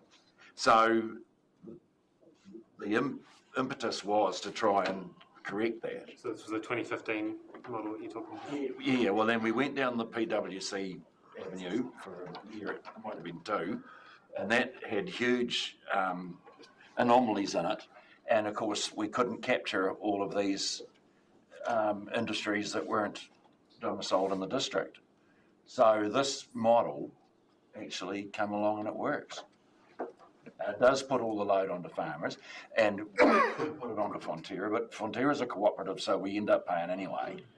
And we also run a risk of disadvantaging a lot of our small businesses compared to the ones that we can't capture in Gore and Bacardal, sort of thing. So and we could have it a lot more refined and all the rest of it. We'd possibly spend as much as what we do fixing roads. There's just one thing I'd add to that, and I've spoken about this to Councillor Duffy also. Our balance sheets, or a farmer's balance sheets, look very different from the balance sheets of a co-op. You have Fonterra, take Fonterra's balance sheet, I'll pick up what comes out of my head. They've just committed something like $200 to Agri Zero, a methane reducing co-op. A farmer's balance sheets look nothing like that. If these costs were actually apportioned to the processor, and it chooses to allocate them in whatever way to its suppliers. I know that there's some processors here that won't meet the threshold because they're not, the smaller ones, Miraka or Matora Valley Milk and others, which are not within the council's boundaries. But then they are also not the majority collectors. Fonterra collects close to 92% of the milk in the country. The country, though, is a reasonably big one. Yeah, about 6% of New Zealand's milk, OCC. So it's not huge again as compared to Fonterra. They're trying to get 80 more suppliers. And then we look at the meat industry, how many processors have we got that aren't? And I think there's only Alliance and Blue Sky that are in our boundary. Cool. Well, yeah, we better move on to our next. You're going to get another chance to talk about it as part of the submissions anyway, so I'm sure we'll have heard from lots of people. So happy about it. If there's any other country that set this threshold for themselves from another country's model, 3.2%. Well, I'll get Adrian to... For something. Or is that, where did you... In considerations. Is there some other council from where we picked that up? No, it's just us. It would have been a hangover for the PwC, whatever they used as the fixed charge back then. It would have been hangover, theory of general benefit, something like that. We probably don't have any other council that's been... Sit over here. Wherever you like, mate.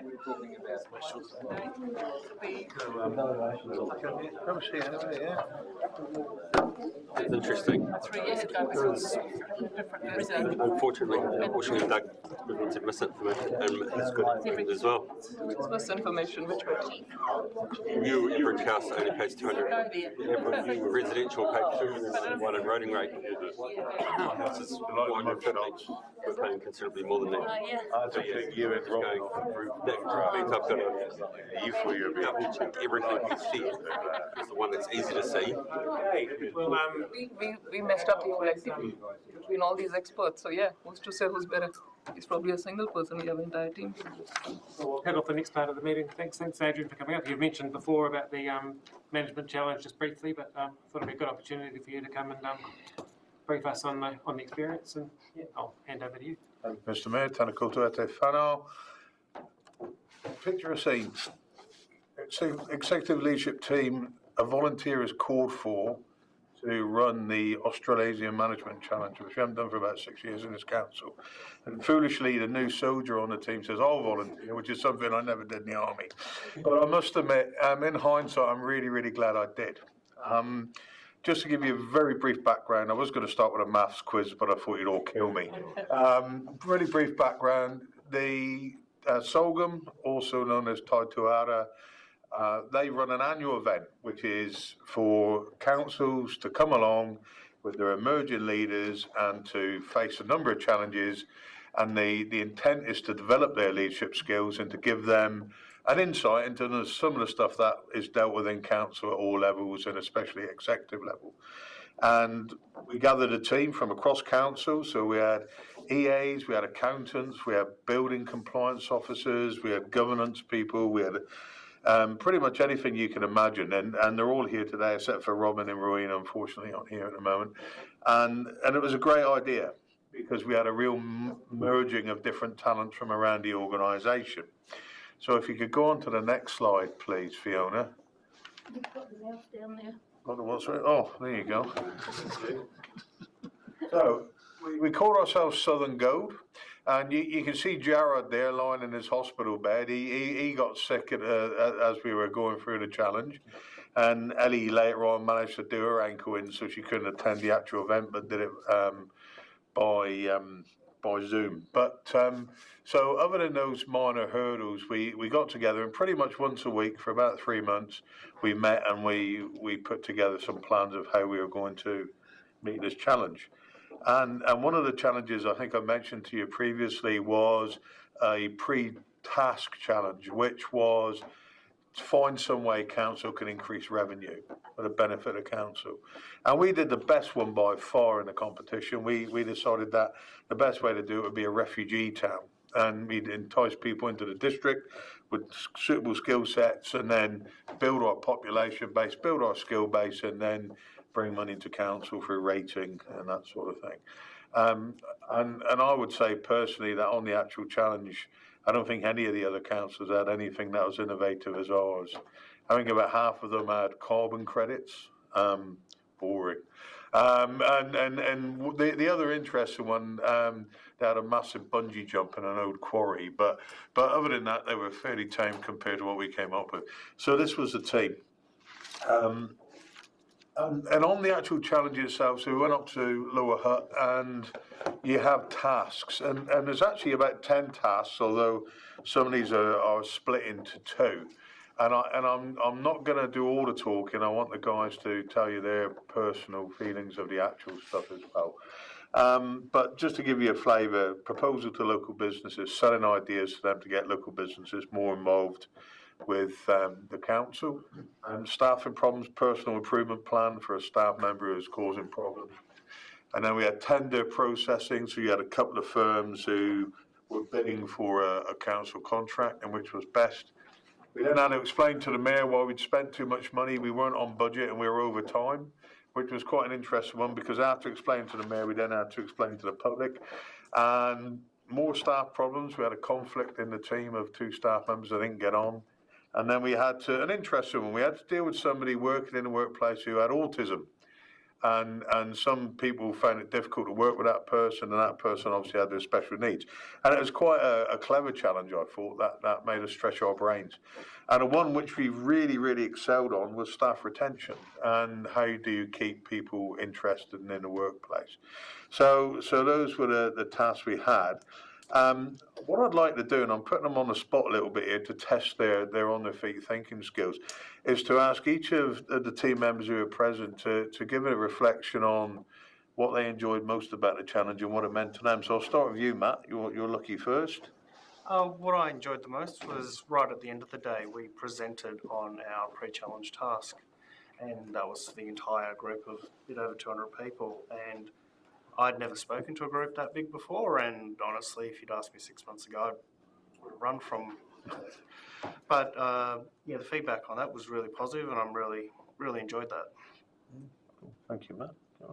I found that we often go on personal development or participate in personal development opportunities, but this was a real hands-on council personal development, so it was a good test of what you knew or how you would respond to actual real challenges in a hugely time-pressured situation. And it along the way there was tech challenges, which I think was implemented, not just happened, to see how you'd respond, but it could be like any real day at council. So it was not just go along and participate if you want or don't want and come back. It was actually real. Thank you. Ellie? For me, I obviously didn't get to go up to Wellington, unfortunately, but I got to contribute to a couple of tasks on the day. So for me, probably what I enjoyed the most was the pre-challenge task and meeting with the team and getting to know internal staff and building relationships. So that Yeah, I really enjoyed the pre-challenge task first around engaging with people in our community, so out in nightcaps, Winton, everywhere, finding out what we could do to diversify to our team members, to Rob and community members around what we could do. Must have come up with like 50 plus ideas, from levying Milford Sound. It was $100.16. We would have zero rates if everyone paid that. 16 cents was the annoying part, so we moved on from that to... We'd be happy to pay 16 cents rates if you could sort the other 100 out. It was 771,000 tourists, I think, coming through there. But we had some really cool ideas, mowing verges. There's heaps of different ideas and bailing that, but then we probably just offset some costs there. But, it was a unique challenge that we're all facing across the country. But just engaging with people and building relationships was really cool. I like that side of things. And moving on to actually our trainings and practices of debating. I've never done debating before, so that was, Adrian trying to talk about, was it AI? I don't know much about AI, so practicing that to the task on the day, which is we're just exhausted by the end of it, and we didn't actually eat because we were just so busy thinking about things, and it got to the end, there's all this food in front of us, and then we started to eat. But it was it was really challenging, and a task comes and it's due at 9:46, and the next one's due at 10:05, and you have to multitask and try and deal with that, and you don't really know what they're looking for as well. And when you're upstairs in the room to talk about some performance issues in 3 minutes time, etc. So, and then writing a plan for that, but it put us on our toes and made us think outside the box, and I think we did really well. But the coolest thing's probably the teamwork and how we working across teams now, and having chats about things and how we work together. So I think that was, for me, the most valuable part of that is actually working across teams and departments and learning off each other too. It was really cool. Yeah, I'll do it again. Yeah. Thanks, Joe. We've got some great feedback to share for teams going forward too. Good opportunity. Yeah. So in a nutshell, I think they did amazingly well. It was deliberately a pressure situation, so you couldn't have one person do one task, but you had to work together. The biggest frustration as a mentor is you're not allowed to do anything. So you wander around just feeling like a spare part, and you see the people from teams like Auckland who've obviously done like every day, they've trained for a year, and they're like a Formula One team, changing the wheels on stuff they're doing. They didn't win, which is cool. But it was just the fact that the team gelled so very well, they got stuff out. We got our results back. We were somewhere in the middle. It would have been nice if we were better. We absolutely excelled at the retention one. We had a few where we did worse than we thought we'd done. And so we need to tease that out a bit and find out why. But we didn't do terrible in any of them. And it was a massive learning curve. I think everybody who went on it has said to me they really enjoyed the learnings from it. And some of their managers have come back to me and said they can see a difference in those individuals as well since they've been away. So it was definitely time and money well spent, and I would strongly recommend that we continue to attend it as a council. I was proud of these guys. They did well. We managed to get to the Belgian bar in Wellington for a relaxing beer at the end of the night, which I paid for because, you know, we wouldn't spend the rate. Believe that, you'll believe anything. But you know, no, it was a well-earned, it was well-earned. It was really intense for the teams while they're there, but they did really, really well. And I'm quite happy for us to answer any questions. I'm just interested in whether the others in the team were volunteered or who did volunteer and why. Was offered and I said yes. Same. It was a great opportunity and I was really thrilled to be asked, actually. Yeah, it was the same as well. Same for me, yeah. Isn't that excellent? Sort of voluntold. No, they volunteered off their own. They were given the opportunity, but they volunteered. But to come back and then recommend that to others, so you might have a queue next time round. Great. I think my reflection with quite often you were meeting directly behind my office and the atmosphere was incredibly lively, but because you're not all from one team and you're from across the organisation, and I think seeing the collaboration from, there's been mentions of silos in the past and I certainly didn't see any of that, and yeah, the buzz from what I was witnessing from my office was, yeah, it was contagious, but it was really cool watching it go from start to finish, and yeah, I think you might not have won in the competition, but I think you won. I think also it's worth mentioning that these teams that literally go in it to win, they stack teams, they do all sorts of, you know, like the same people attend, they would never give someone an opportunity to grow in a particular area because if it's not your strength, you don't get to do it. Whereas sometimes we work to our strengths and at other times we said, there was one situation we said to Rowena, like, you do it. It was a perfect opportunity to go and have a go at something.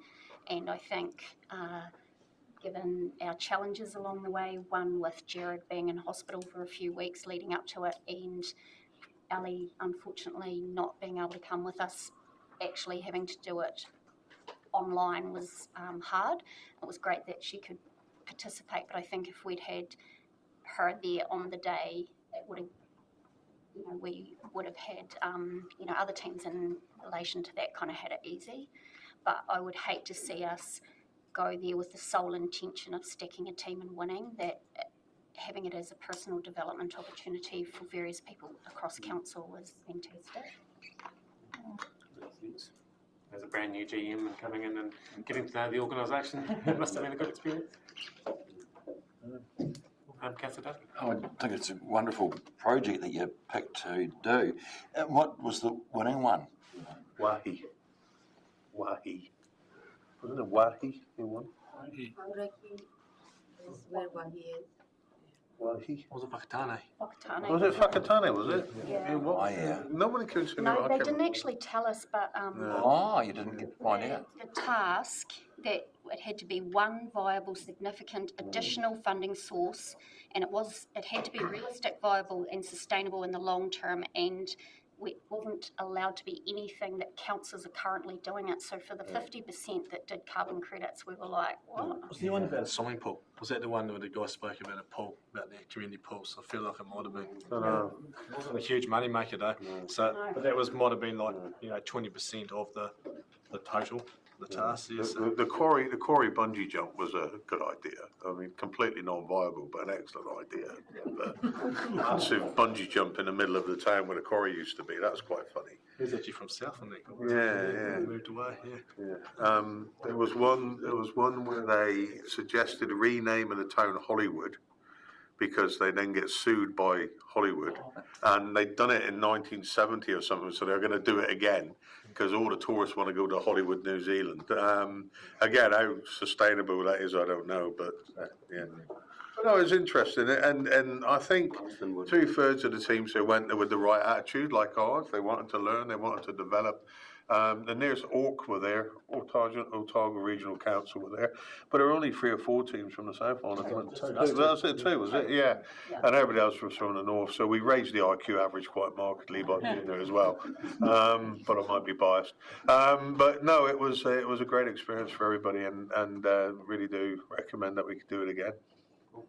Thank you very much. And, yeah, congratulations to the team. Final. I'm good now, yeah, I'm all good, yeah, 100%. The LTP will be a quick discussion, and then we can just in terms of the process and going forward, just a bit of a summary.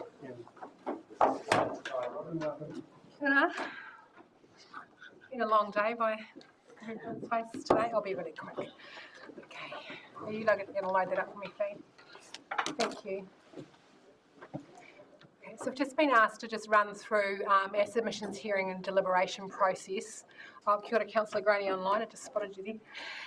So for just to give a bit of an overview around how we plan to run the process, and also I understand that Robin had shared some notes with you, Mayor Scott, around I guess the legal sides of things as well, that's perhaps already gone out to council. May not have yet. Okay, cool. Emails it will. It's all right, we'll cover them off. Cover them off, yeah. Okay. Rightio. So just to fill you all in, the submissions are starting to come in quite quickly now. We were up to 118 on Sunday night. I've just inputted another 40, and there's my email is pinging quite a bit today, so there's more coming in fast a lot. And I haven't checked the onlines yet today either, so it's highly likely to be more. I can make a comment in relation to the period. I haven't received my postcard yet. I wonder if someone's taken it out of my box. Have they gone out to every? Yes. Yeah, they have gone out. We have had some feedback that the postcards haven't got to every part of the region that we'd hoped that they haven't got the Stewart Island either. I've got one. We've got that feedback, and yeah, that'll be part of part of the review process. Some people may not know it's due by 5 tonight. Yeah. So when we close our submissions at lunchtime on Friday, staff will then going to be preparing the submissions booklet for you all, and that will basically be all of the submissions put into one booklet with a cover report that'll be out ahead of the meetings on the 16th to the 17th and possibly 18th. So we need to note that we're at the Wallistown venue, so at the Wallistown Community Centre. The hearings, there'll be the submission booklet that'll be up on the agenda prior to getting out there, presented again on the day. The hearings will begin at that point and continue until all of the people wanting to speak have been heard. At our last long-term plan, there were 39 people that spoke. There was 60 that it indicated, but 39 on the day. And then once we've finished the hearings process, staff will check with council that we have the right information coming through to you and issues and options papers for the deliberations meeting. The representation review will be presented as well at this time, and the 18th of July is in our diaries, but only is going to be used if needed. We won't know until the submission period is finished whether or not we're going to need that day. So the submissions booklet, again, that's just a presentation of all the submissions verbatim. There'll be some of them will be in the format that the questionnaire was set out in. Others will be as part of the SurveyMonkey online, and some are emails that have come in, others are attachments to emails as well, so it'll be quite a significant document. And as I said, there'll be a cover report that will highlight the information around the submissions, and it'll be out ahead of time. When we present the submissions booklet, council has an opportunity to ask some questions around the process and clarify some things. Hearings are going to follow along from the submissions. Again, staff are going to prepare a hearings timetable. It will include referencing to the submissions booklet, so it should be easy to find the submissions as people are coming in to speak. The hearings, again, will begin and continue until everyone wanting to speak has been heard. We're going to try to set the hearings up in 1 hour slots of approximately 6 to 7 people speaking about the same topic. Hopefully we can do that. That's again going to be reliant on how many people want to speak and what they want to talk about. People talking at the hearings are to speak to their submission rather than to bring in any new information. And following the hearings, GMs and staff are going to check with council again on those issues and options papers that are being drafted, making sure that we've got all the information that you need ahead of the deliberations. And as I said, at some stage of the hearings, the initial proposal for the representation review will be presented. Now, I do have a bit of a timetable on here, and this is just a proposal at the moment. It's subject to change. So thinking about on the 16th, we might do the representation review up first, 10 o'clock in the morning, and then start with the presentation of the submissions. Hearings start around 11 and continue till approximately 3, and allowing time at the end of the day for discussion. And then on the 17th, starting again at 10 o'clock and continuing until we've heard all of our submitters, and then at the close of that meeting again having time to review what we've heard along with the leadership team. Okay. Deliberation meeting on the 24th. Again, staff are going to present a cover report that was going to have all of the decisions in it that we need to make on that day. So there'll be quite a bit in that decisions section of that report.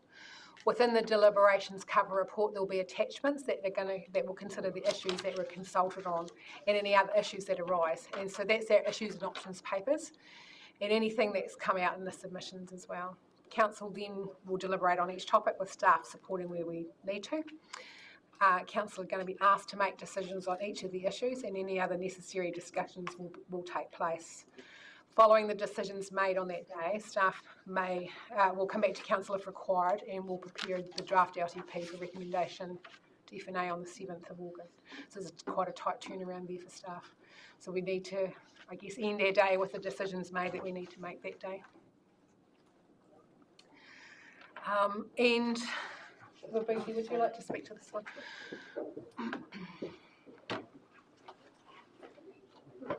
I just thought, I'm sure quite a few of you have already been involved in various long-term plan processes, but others might not be. So just in terms of your decision-making considerations, some things to think about. And I know some of you are not here today, but if you're present for the hearings, not present for the deliberations, not present for either hearings or deliberations, so depending on how, because I know there are some leaves of absences going on through the process, it is something that you need to consider when you sit at the final decision-making table and also around deliberations. If you've not been involved in the hearings, it would be good practice for you to read through all of the submissions, make sure that you've heard, the recordings, so you're aware of what's happening.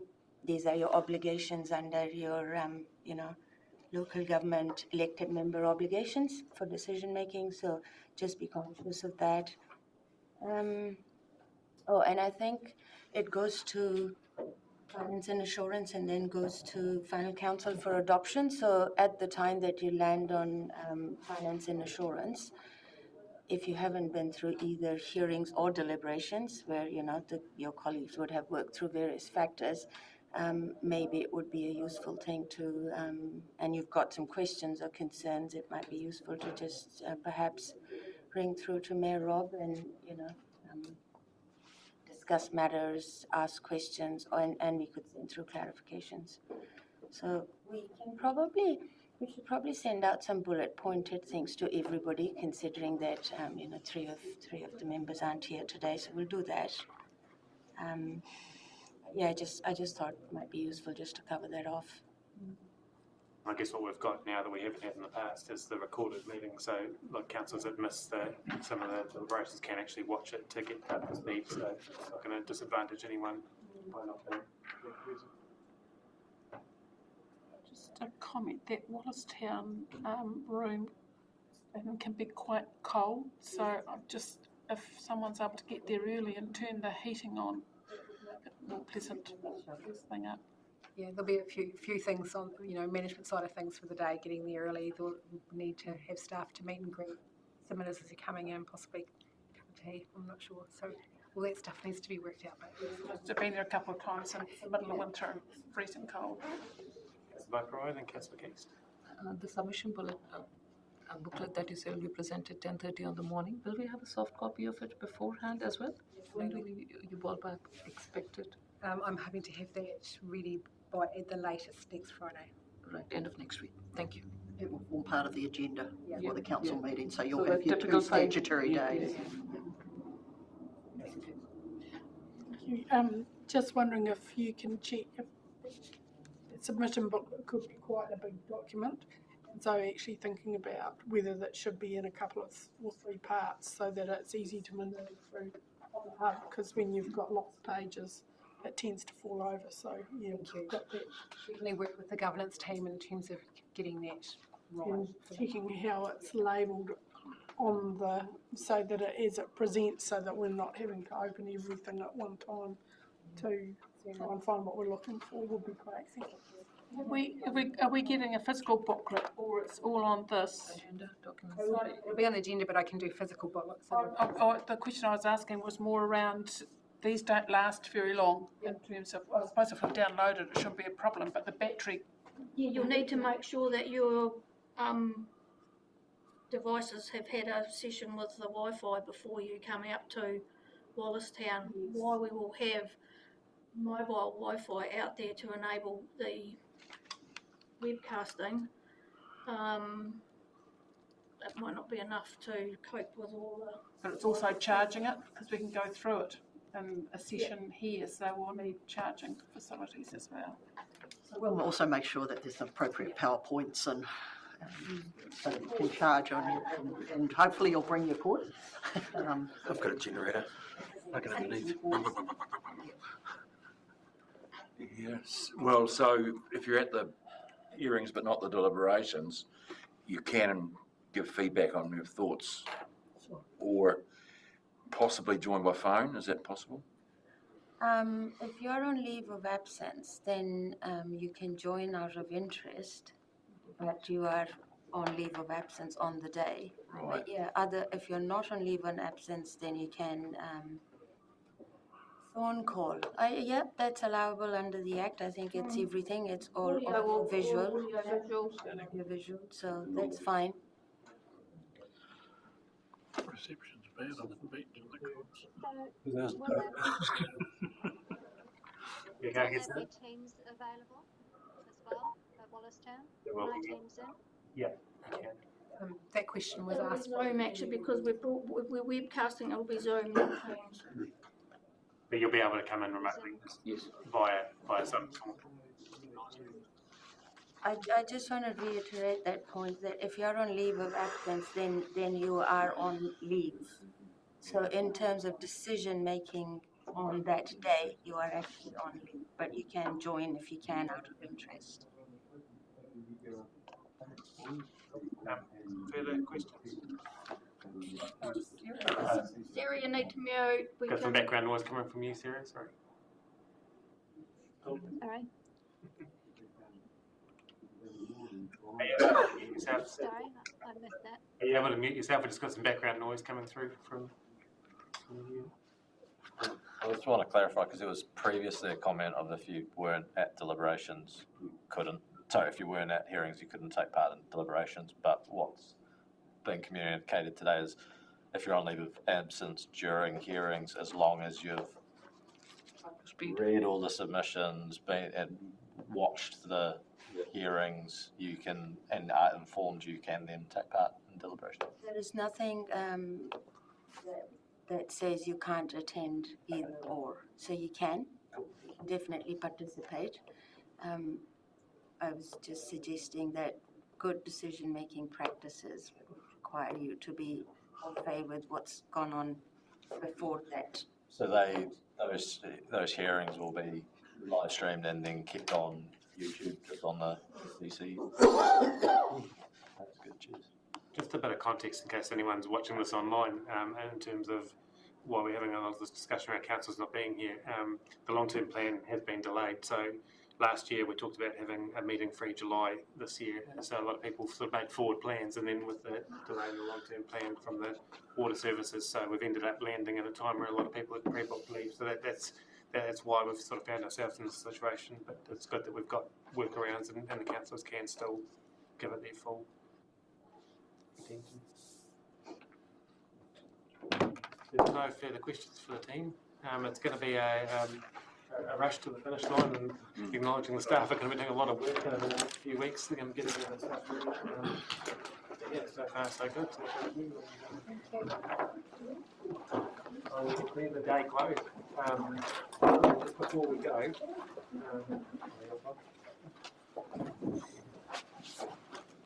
We all feel in, Andrew? You're right.